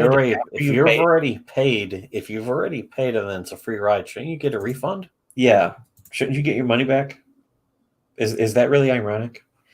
You know what I started thinking about that song later is that that's kind of the point, is that it's not none of it's ironic, but it's not supposed to be. It's just like because the end of the chorus is, and who would have thought it figures, which doesn't mean anything. It's like dumb Valley Girl trying to sound deep intentionally, which you could say Alanis Morissette is the dumb Valley Girl, but I think she was intentionally writing a song about some like kind of dumb broad who's like, it's ironic. And she may have known a friend who fucking talked like that and was like, I'm going to write a song where the dumb shit they say is going to be a song now. But what they're saying doesn't mean anything intentionally. It may have been Alanis Morissette's intent. I don't even like her, but it's like, it's possible that's actually what she intended by the meaninglessness of that song. Most of the other ironic things I've seen happen, of course, are just revolve around Comicsgate and just anyone around E-celebs. Ethan Ralph, I think, was another great example. In fact, Drummer 828 just did a new video about Ethan Ralph's continued meltdown, which is really like it is fascinating to me on a different level than, say, like people find Chris Chan fascinating because of all the shit he fucks up. But it's like, Chris Chan's retarded, so he has an excuse. What's everyone else's excuse? Like other people, and I don't mean about fucking with Chris Chan or something. It's fine to find him fascinating because it's bizarre and crazy. That's absolutely makes sense. But I don't find Chris Chan as interesting as this newer generation of E-celebs that are just based everything on how they are popular because they are popular, and that everyone takes their side just because they have clout. They have internet attention, therefore they're right. That's how people unironically thinking that. It really tells you about society, which we live in. He was right about society. We live in it. But also that it tells you about just how people are, and it's not new. It's how people always have been, and I think a lot of that is really interesting, and it's worth observing if you're capable of observing it. Thing is that me and brother and are pretty much the only people capable of observing it. Nobody else really is. Everyone else thinks they are, and then they aren't. We think we are, and we are, which again, we're the exception to every rule. What's your go-to show or movie when you need to cheer up? I think I got sent twice, so I did answer. We answered that. That one's already answered. My nose is really stuffed. It's not stuffed. It's like my sinuses are fucking closed off. What do you think of the idea of superheroes being the modern mythology? I used to kind of be like, yeah, to an extent, it's like, that's what they are. I can kind of accept that that's what it is too. But that's no longer the real question. But it's also really gay. The thing is, I used to be like, yeah, the way that people would entertain themselves with stories of Zeus and the fucking this and that, and hey, Zeus, don't fuck with me or shove a lightning bolt up your ass and all that kind of stuff. The way that superheroes are supposed to be like that. The thing is that it's really gay to do that today. To be like, oh, superheroes mean stuff to people the same way the Greek gods or fucking mythological whatever meant stuff to people back then. Yeah, we don't need that shit anymore. That's for sure. It is gay as frig, even. So, but the thing, I understand why people say it, but it is fucking completely dumb. It's stupid, and also gives way too much credibility and legitimacy to something that is notoriously stupid. Something that's gloriously dumb, and once it stops being dumb, it stops being real, and then it just becomes an industry of cool.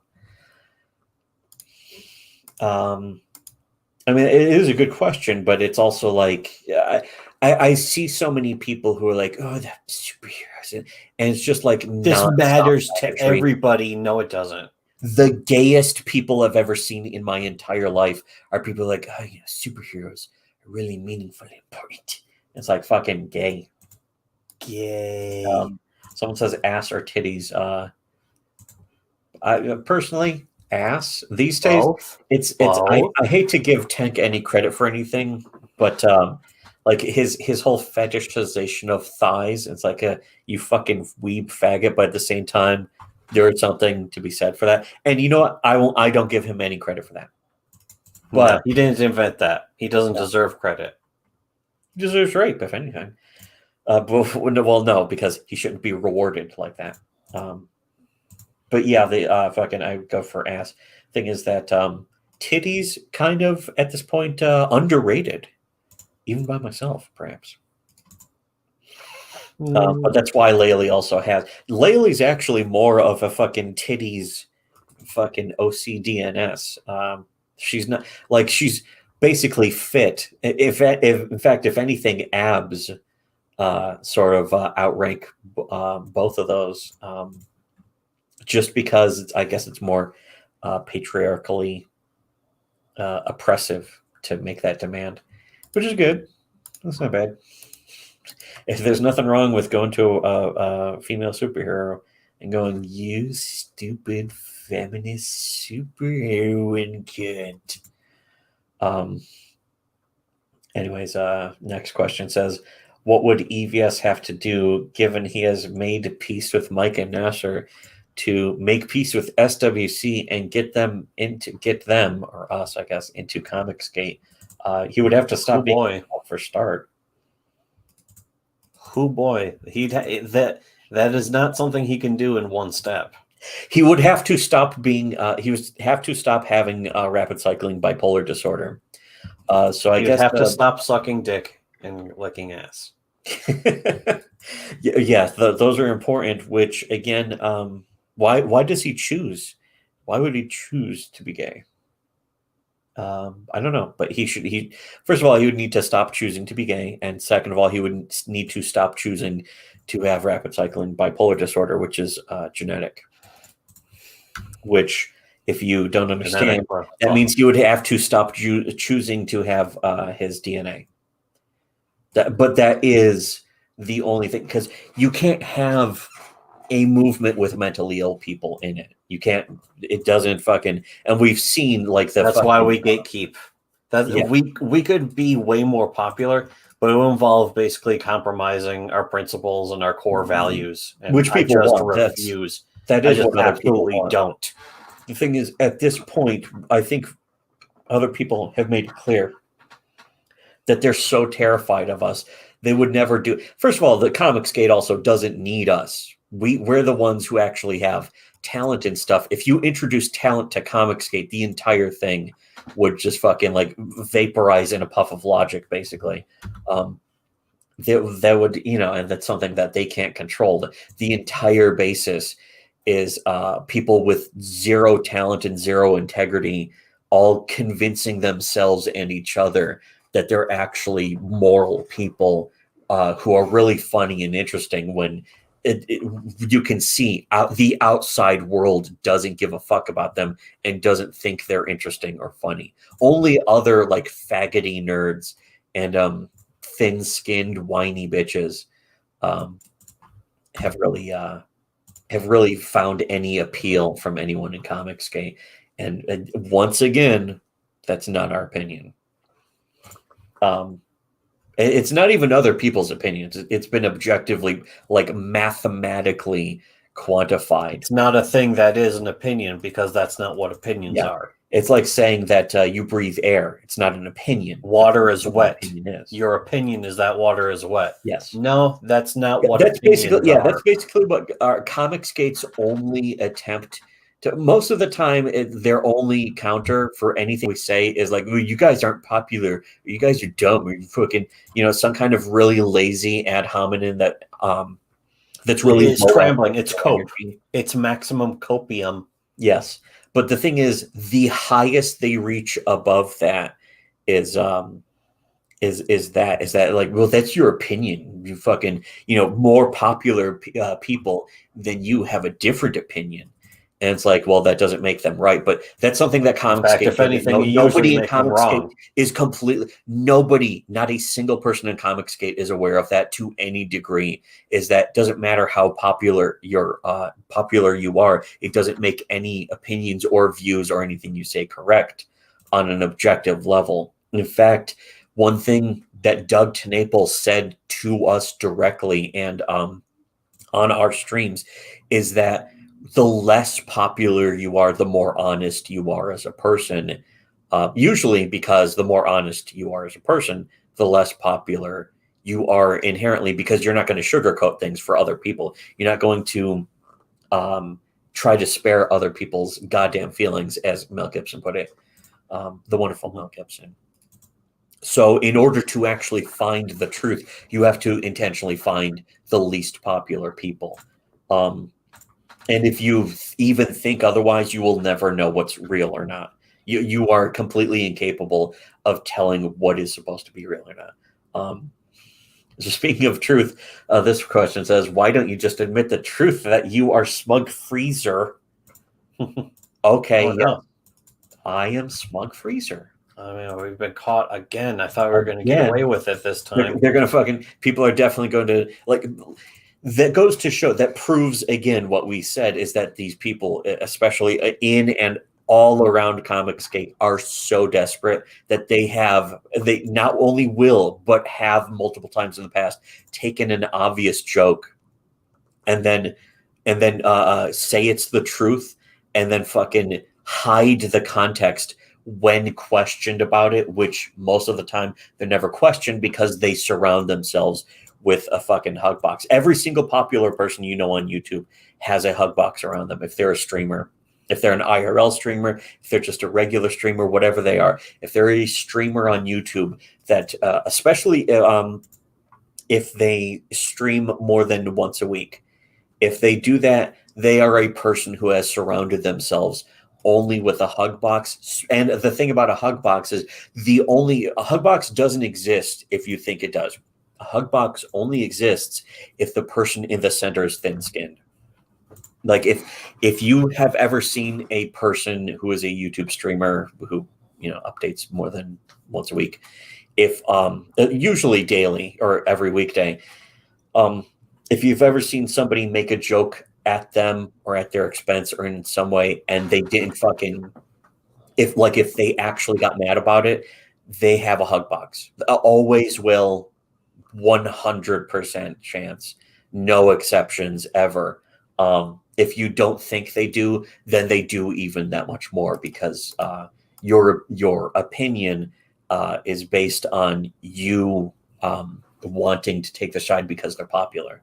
That's the only other people's opinions are based on, like, defending people who are popular, no matter what.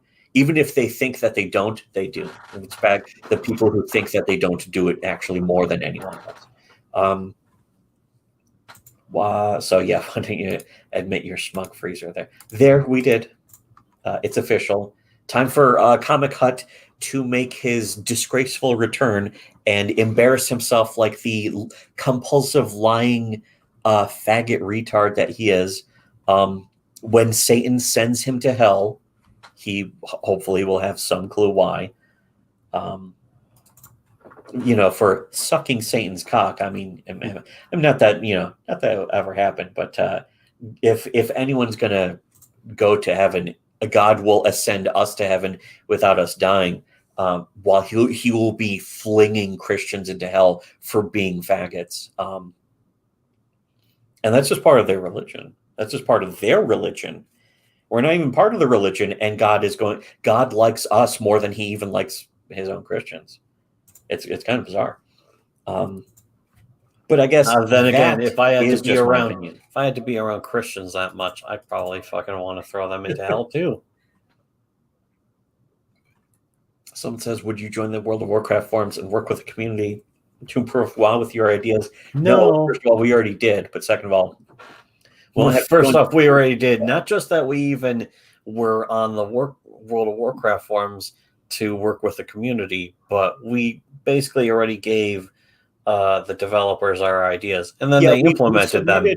We actually went around reporting like enemy maps and fucking items and stuff, and saying, here's I'm pretty sure I remember specifically going through Dire Maul like level 70 or something, soloing it and being like, why does this enemy do a spell interrupt? The only person that harms is somebody who would want to ever try and be a caster in this fucking instance. And it's without warning, like they didn't have the visible spell bars at the time, and then that kind of shit.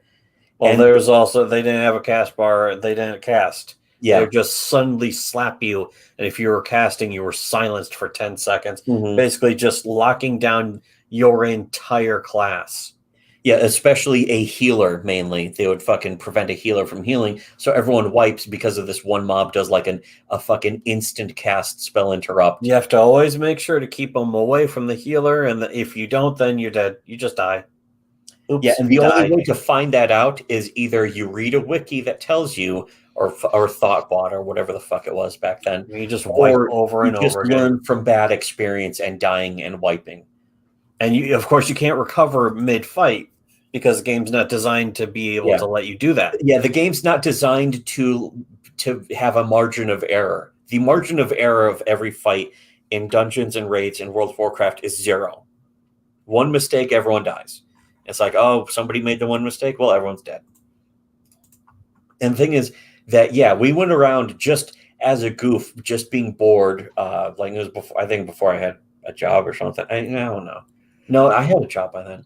But we would play WoW, and then we were just doing it to like troll the fans at that point, which we did a lot of, but also the devs. And at that point, we were just submitting these things, and the devs actually made changes to make the game more visibly user-friendly. And they went and changed the dungeons, but they also went and changed the visuals of the games to let you know, first of all, if enemy does a spell interrupt, there'll be a cast bar. It will tell you if you can fucking stop them from casting it. And it's just more user-friendly and makes more visual sense without you just having to look up a fucking guide before you do anything. And then they added the guides to the game by default and that kind of shit. So yeah, we already did that. The thing is that, now the game's too easy. I don't really care about the game being too easy, but we already made changes, and people. The thing is that Blizzard never paid us, though. They just took our advice, changed the game accordingly to make it more playable, and they had more players playing it because it was fucking easier to get through without bullshit, and then people blame the game for being too easy, but more people kept playing it anyways. And they still make tons of money off of it. The core issue really was just the reason why we played it to begin with was mostly because of like atmosphere and the fact that we had 5 people at the start. It's like one of the most also, perfect we had nothing else to fucking do at the time. atmospheres that you can have. It was also one of the only games that gave you that much stuff to do. Yeah, that was without like these 2007. completely big empty fields. Like every other MMO was like hundreds of miles of absolutely nothing that you had to walk across on foot to get to a thing, and that was it. World of Warcraft like put a little bit more work into it, just a little tiny bit more work into it. And made it it generally faster and easier to play. And then it had there was a lot of work put into each country had its own very specific unique design and look, and it was interesting. And yeah, that's one of the downsides is that fucking they sort of now it just doesn't matter, and it doesn't give a shit. But if people tried going back to vanilla, like they're like, oh, vanilla is the only good thing, so they made vanilla, and people like the cope when they reintroduced vanilla was so fucking massive. People literally didn't know how to think anymore. It's kind of funny. But we said that was going to happen too. And do you see people fucking raving about vanilla anymore? No, because it's boring. And it always A lot of the people who were like, it was funny. You could just go in. I played, and you can also see this in like memes and shit and screen caps. But the fucking WoW Classic's like, oh, WoW Classic is back. They had to even fucking print a disclaimer to people playing it, being like, no, this is not a fucking bug or a game flaw. This is just how the game used to be. So stop complaining about it. Classic vanilla fucking WoW that you wanted. Stop complaining about what you wanted. People, that's the thing. World of Warcraft fans fucking there's a lot of Gamergate that was like, yeah, this is a big triumph for us. We won. Gamergate won. And fucking then they were like, what's happening? This game's great. What's happening? It's fun. We're having so much fun. Why am I miserable? Just fucking. Why am I miserable? Because you're always miserable. These people are fucking. They're the definition of misery. The next question says, why in MGS did the DARPA chief know Revolver Ocelot's true identity? Oh shit. I don't know. Because fucking Kojima's obsessed with trying to put in so many twists to make you think he's a great writer. Basically, that's it. It's a fucking red herring. It's what's known as a red herring. Yeah, but the thing is that a red herring is supposed to have a purpose, but Kojima just throws in tons and tons of red herrings that have no purpose just so that you fucking think that, the story's really convoluted. But that's the thing is, at the very least in 1, there's an attempt. In fucking 2, 3, 4, and I probably also, I guess you could say 5, is that it just becomes so retarded. It just things are happening for no reason. Like he's possessed by the magical arm of Liquid Snake. Why? That's why do that? The dumbest things ever. It's just retarded. Why do that? And eventually we get to 4 and we find out he was just pretending to be retarded. Yeah, it took 3 other games to reveal he was just pretending to be retarded.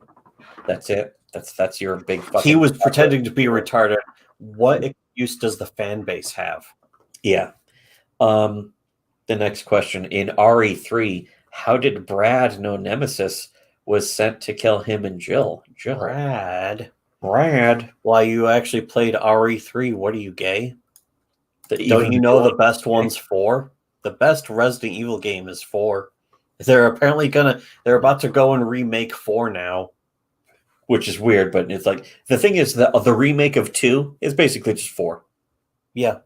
They just removed the shotgun that can behead 5 zombies at once. To be honest, even 6 is all right.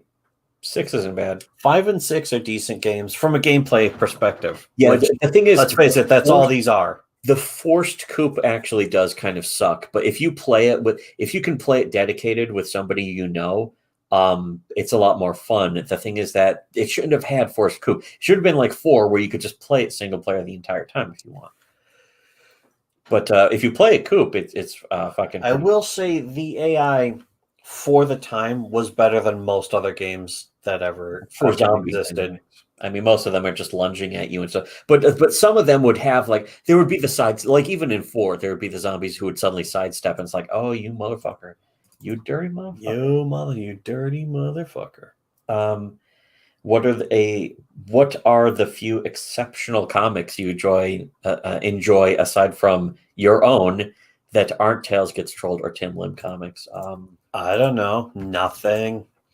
Well, Nothing. I mean, you know what? There was a lot. Like we had that whole we had a list. Like we had that list on fucking Shitty Webcomics. We had a straight up a list going down of like either webcomics or even regular comics we like, and it would just list comics that we liked. But Lord GT is still one of them. Concerned, the Half-Life and Death of Gordon Froman, which that was like one of the first, like just a Gmod comic, but it was actually funny, and pretty sure it still is. Cigaro and Cervea. I used to like that a long time ago, although it's probably dated badly. I don't know. I mean, the same, I guess, could be said for Living in Greytown, which I used to like, and now fucking Schmorky. That was Schmorky back when he was just Dave Kelly. Then he was Schmorky, and now he's fucking a tranny, and it's just like, yeah, fuck. That's a big red flag right there. Yeah. So it's like, okay, that's too bad, I guess. There's a bunch of like handfuls of other ones that I don't really read, but like Buttersafe, 3-word phrase, Space Avalanche, Left and Right, Saturday Morning Breakfast Cereal, Hipster Hitler, Oglaf, Eat More Bikes. Let's see. I read some of those for a while. Garfield minus Garfield. I followed that on Dumbler, so every time they would post, I would see that. Jerk City, which is now Bone Quest, I follow that on Twitter, so I still read that. Perry Bible Fellowship is still pretty solid. Awkward Zombie, of course. I know you read that. You check up on that every once in a while. DNR by Mr. V. Some of the other Mr. V comics, like fucking Dozer Manifesto, which we reviewed, that kind of stuff. There's Maybe Tomorrow by the infamous. He'll post like I follow him on Twitter, so every time he has a new comic, he just posts it on Twitter. It's like, oh shit, there we go. And there's other people. What's funny is that this isn't even considered a comic necessarily, but that Bale Buddy on Twitter, he'll just do goofy requests, and some of them are just porn, but a lot of them are like, what if a succubus turned out to be just a fucking femicel knight, and the guys are like, yeah, we're gonna fuck the succubus, and it's like, wait a second, something's wrong. It's like, it's just a human female. It's like, oh, I almost had sex with it, and it's just fucking.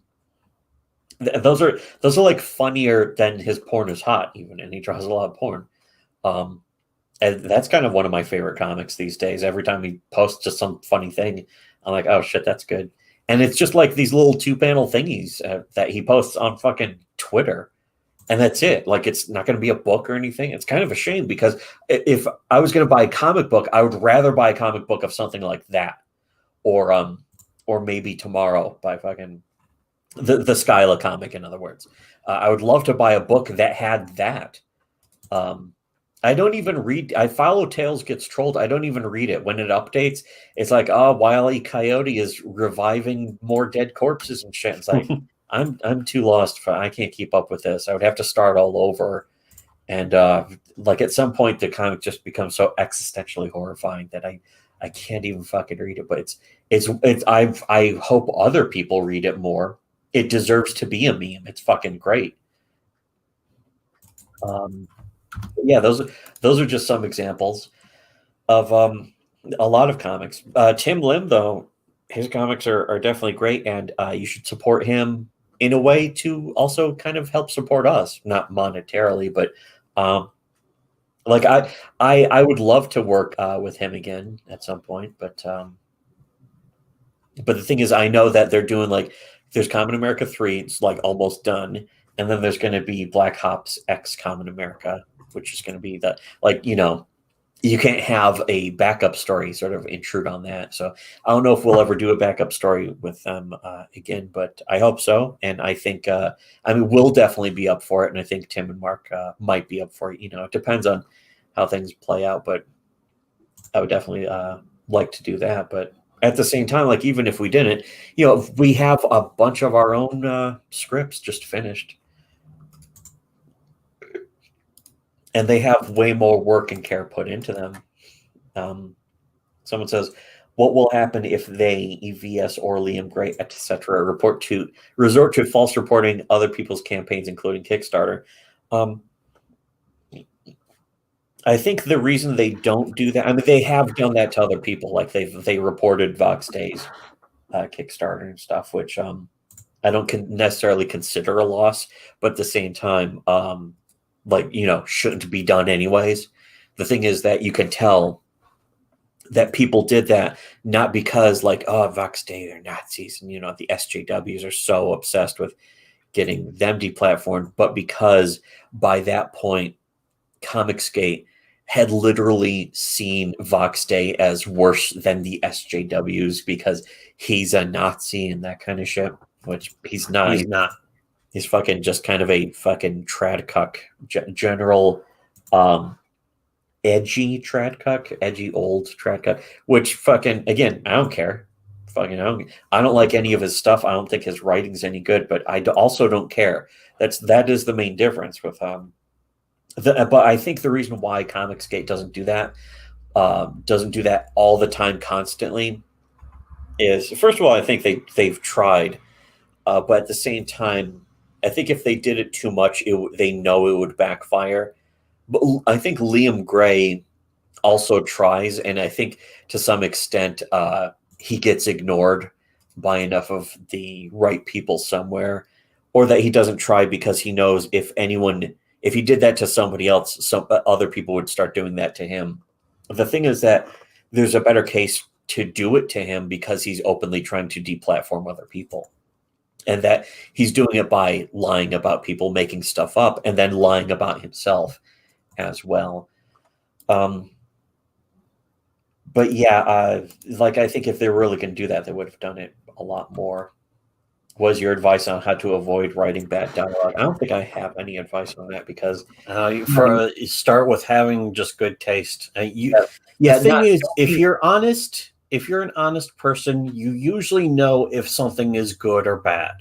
If you can't tell, then you really shouldn't be doing. Shouldn't be writing. There's a lot of tips for getting something outside of your head. One of them is have your friend read it to you or read it to yourself aloud if you can. Which reading to yourself aloud may not always help. So having somebody else read it. But usually, I mean, my approach is I put down like placeholder dialogue that just gets the point across so that whatever the character's supposed to be saying, I'll just put it down. And then I'll go back and I'll proofread, a script several times.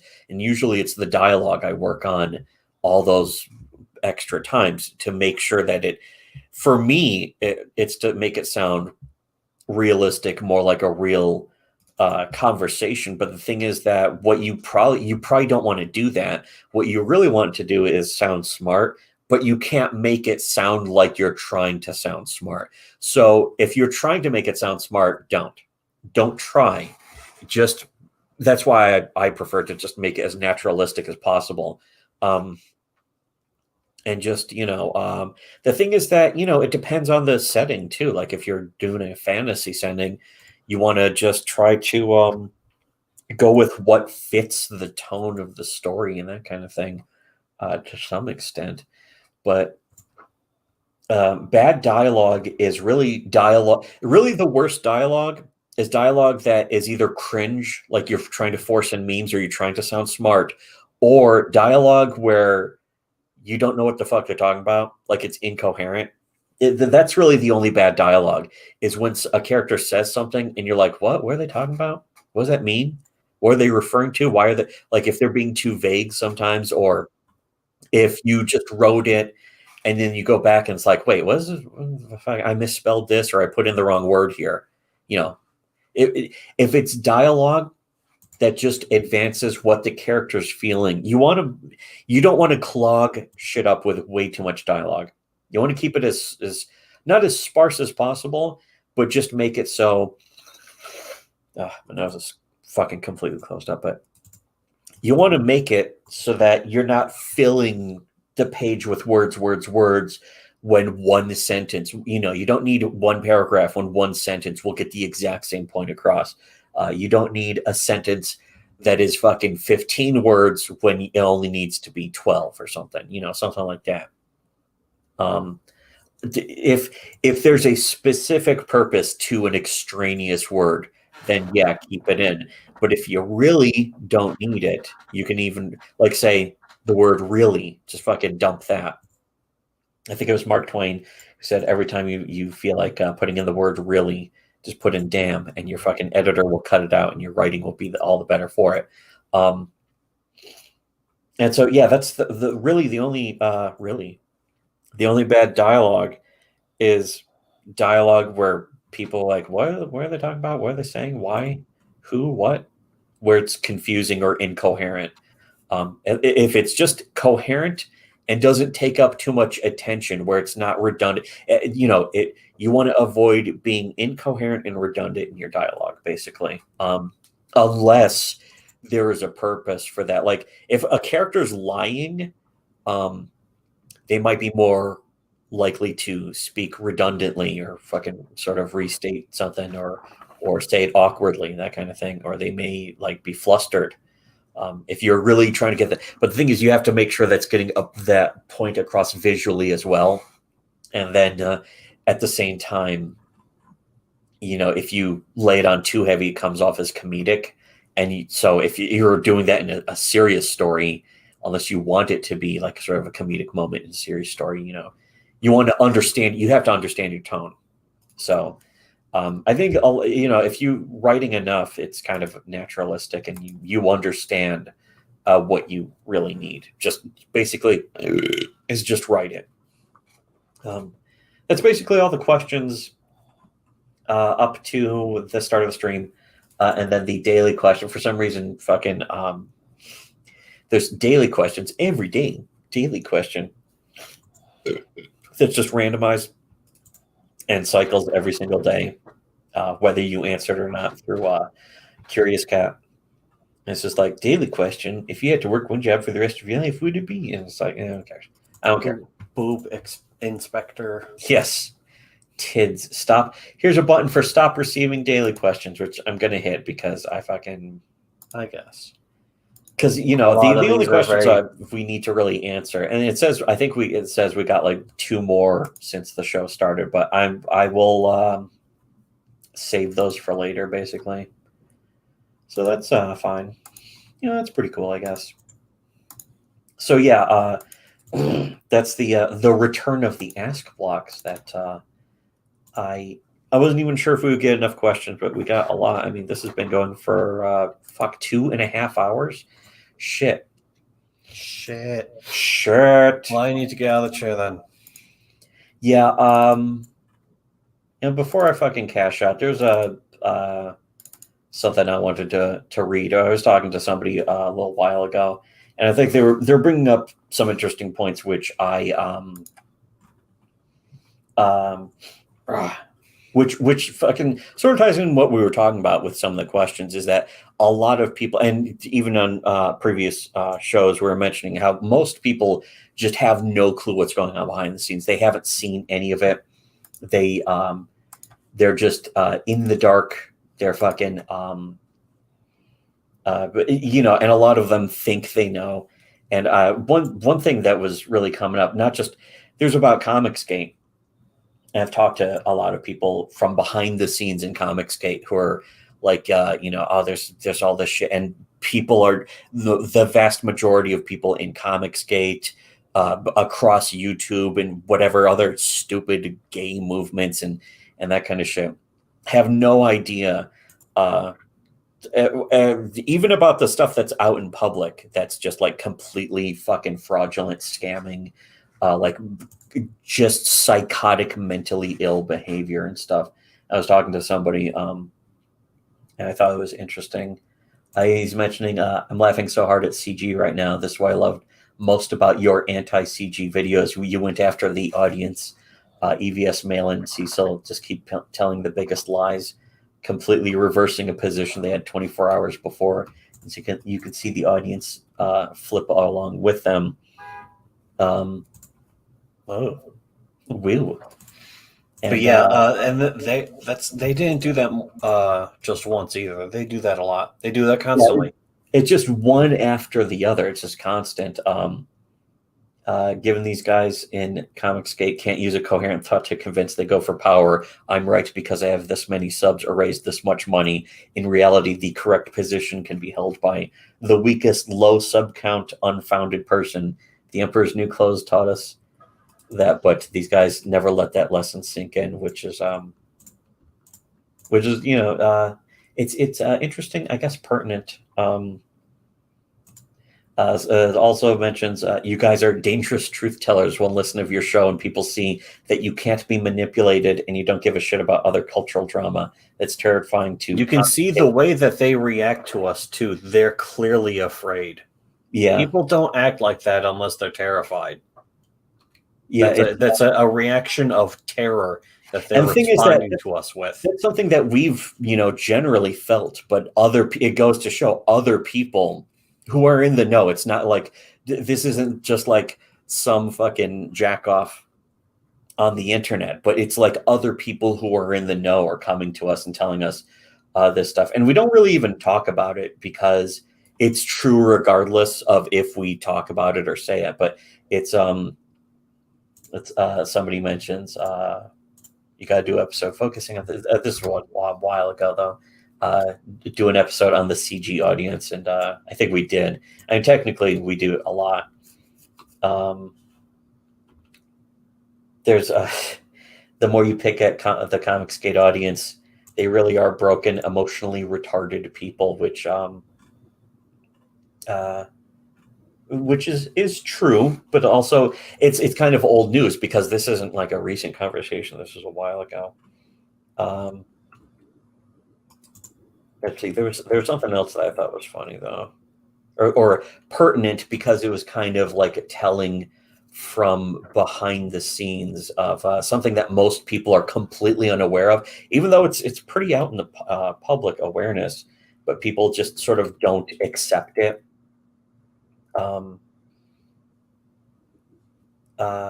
I'm good friends with Ricada, but I tried watching his show last night without Preston, and it was shit. That could be my bias on the subject coming through, but nearly all the videos out there with big numbers suck. And it's interesting because somebody who's friends with Ricada is also like, well, here's another thing. Ricada made real life friends with Tug and Flash, and he likes Ethan. He's not evil, just stupid, doesn't understand what he's doing. But I'm fine with whatever you guys need to say about him. I do think he's letting it all go to his head. He doesn't have the principle.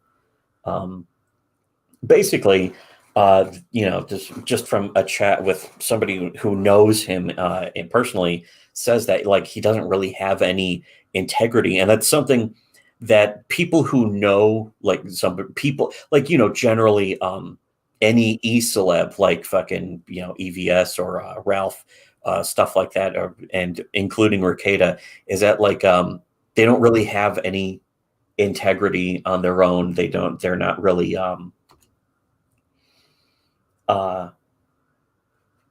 they're basically beholden to them wanting to build an audience more than they want to tell the truth and even risk any portion of their audience. So that somebody who basically knows Nick Ricada in real life was telling me that he's kind of nutless, and it's I guess it's a shame, but the thing is that again, this is something that we just generally knew. One of my things is that oh wait, hold on a second. What? Oh yeah, that basically that well, one of the things I was pointing out is that like I mentioned before, is that this was about the Preston thing, is that the reason why Preston came on with us, and that seems like 1,000 lifetimes ago, but Preston came on with us specifically because Ricada was in the, as I put it, Ricada was in the pocket of Ethan Van Sciver, and he got really fucking apparently after me just saying that, Ricada had like a fucking meltdown about it and was borderline crying on stream about it. And so So I thought that was really weird because it's true. It's something that his own friends know about him and say about him. Like can't even say it's behind his back, but it's basically behind Rekieta's back. They're saying that he's a shill for fucking other e-celebs and will cover up for their lies and all this other bullshit. So I thought that was interesting, and I thought it was kind of worth pointing out that behind the scenes, what other people don't even know is that everything we said was not only true, but backed up by the friends of the people who know them in real life, who's been saying this stuff. And there's, that's even not even getting into a lot of the other weirder stuff like that. That's just scratching the surface. That's not even getting into like basically him being directly involved with doxing and gay ops and brigading and that kind of stuff, which is, a lot of that stuff's pretty publicly known, but again, people just don't want to admit it. But that Nick Rekieta is directly responsible for doxing and all that kind of stuff. But then also him being like a fucking alcoholic and all that kind of thing. And other people mentioning that he's like, basically, if you like Vic at all, you kind of have to hate Nick because he basically sold him out and like pushed like an incompetent family lawyer on him that he just knows through his trust fund and that kind of shit. And that stuff I don't even know about because it's not even my business. But I thought it was interesting that like Nick Rekieta's own friends are coming to me behind his back and saying, yeah, Nick Rekieta is completely, massively thin-skinned, like not in those words, like they didn't say specifically he's a trust fund baby faggot or anything, but that was the impression that people who know him personally, and it goes to show it's because people come to us in private because they know we're right. The same thing happened with Comicsgate. Same thing happened with Gamergate years and years ago at this point. And it just goes to show that we're the people that they come to tell the truth. And, that's, but I just felt like, I thought it was worth mentioning. Anyways, we, as far as Ask Block, the, taking more asks or questions or whatever, anon questions, completely open. The link to Curious Cats below. We're also thinking of doing some kind of new goofy ass segment where we're like, oh, fucking, there's a site called Does the Dog Die? And it's like trigger warnings for movies and TV shows and shit. And a friend of ours started adding trigger warnings specifically about certain things and that were funny. So we're thinking of doing like at least an episode where we would just go over a few. And it's possible it's like we could set up like someone mentioned a drinking game, but we could just do in general like a goofy fun just hangout stream where we go over some, but we could make a game out of it where it's like guess the movie based on the trigger warning. So I was thinking of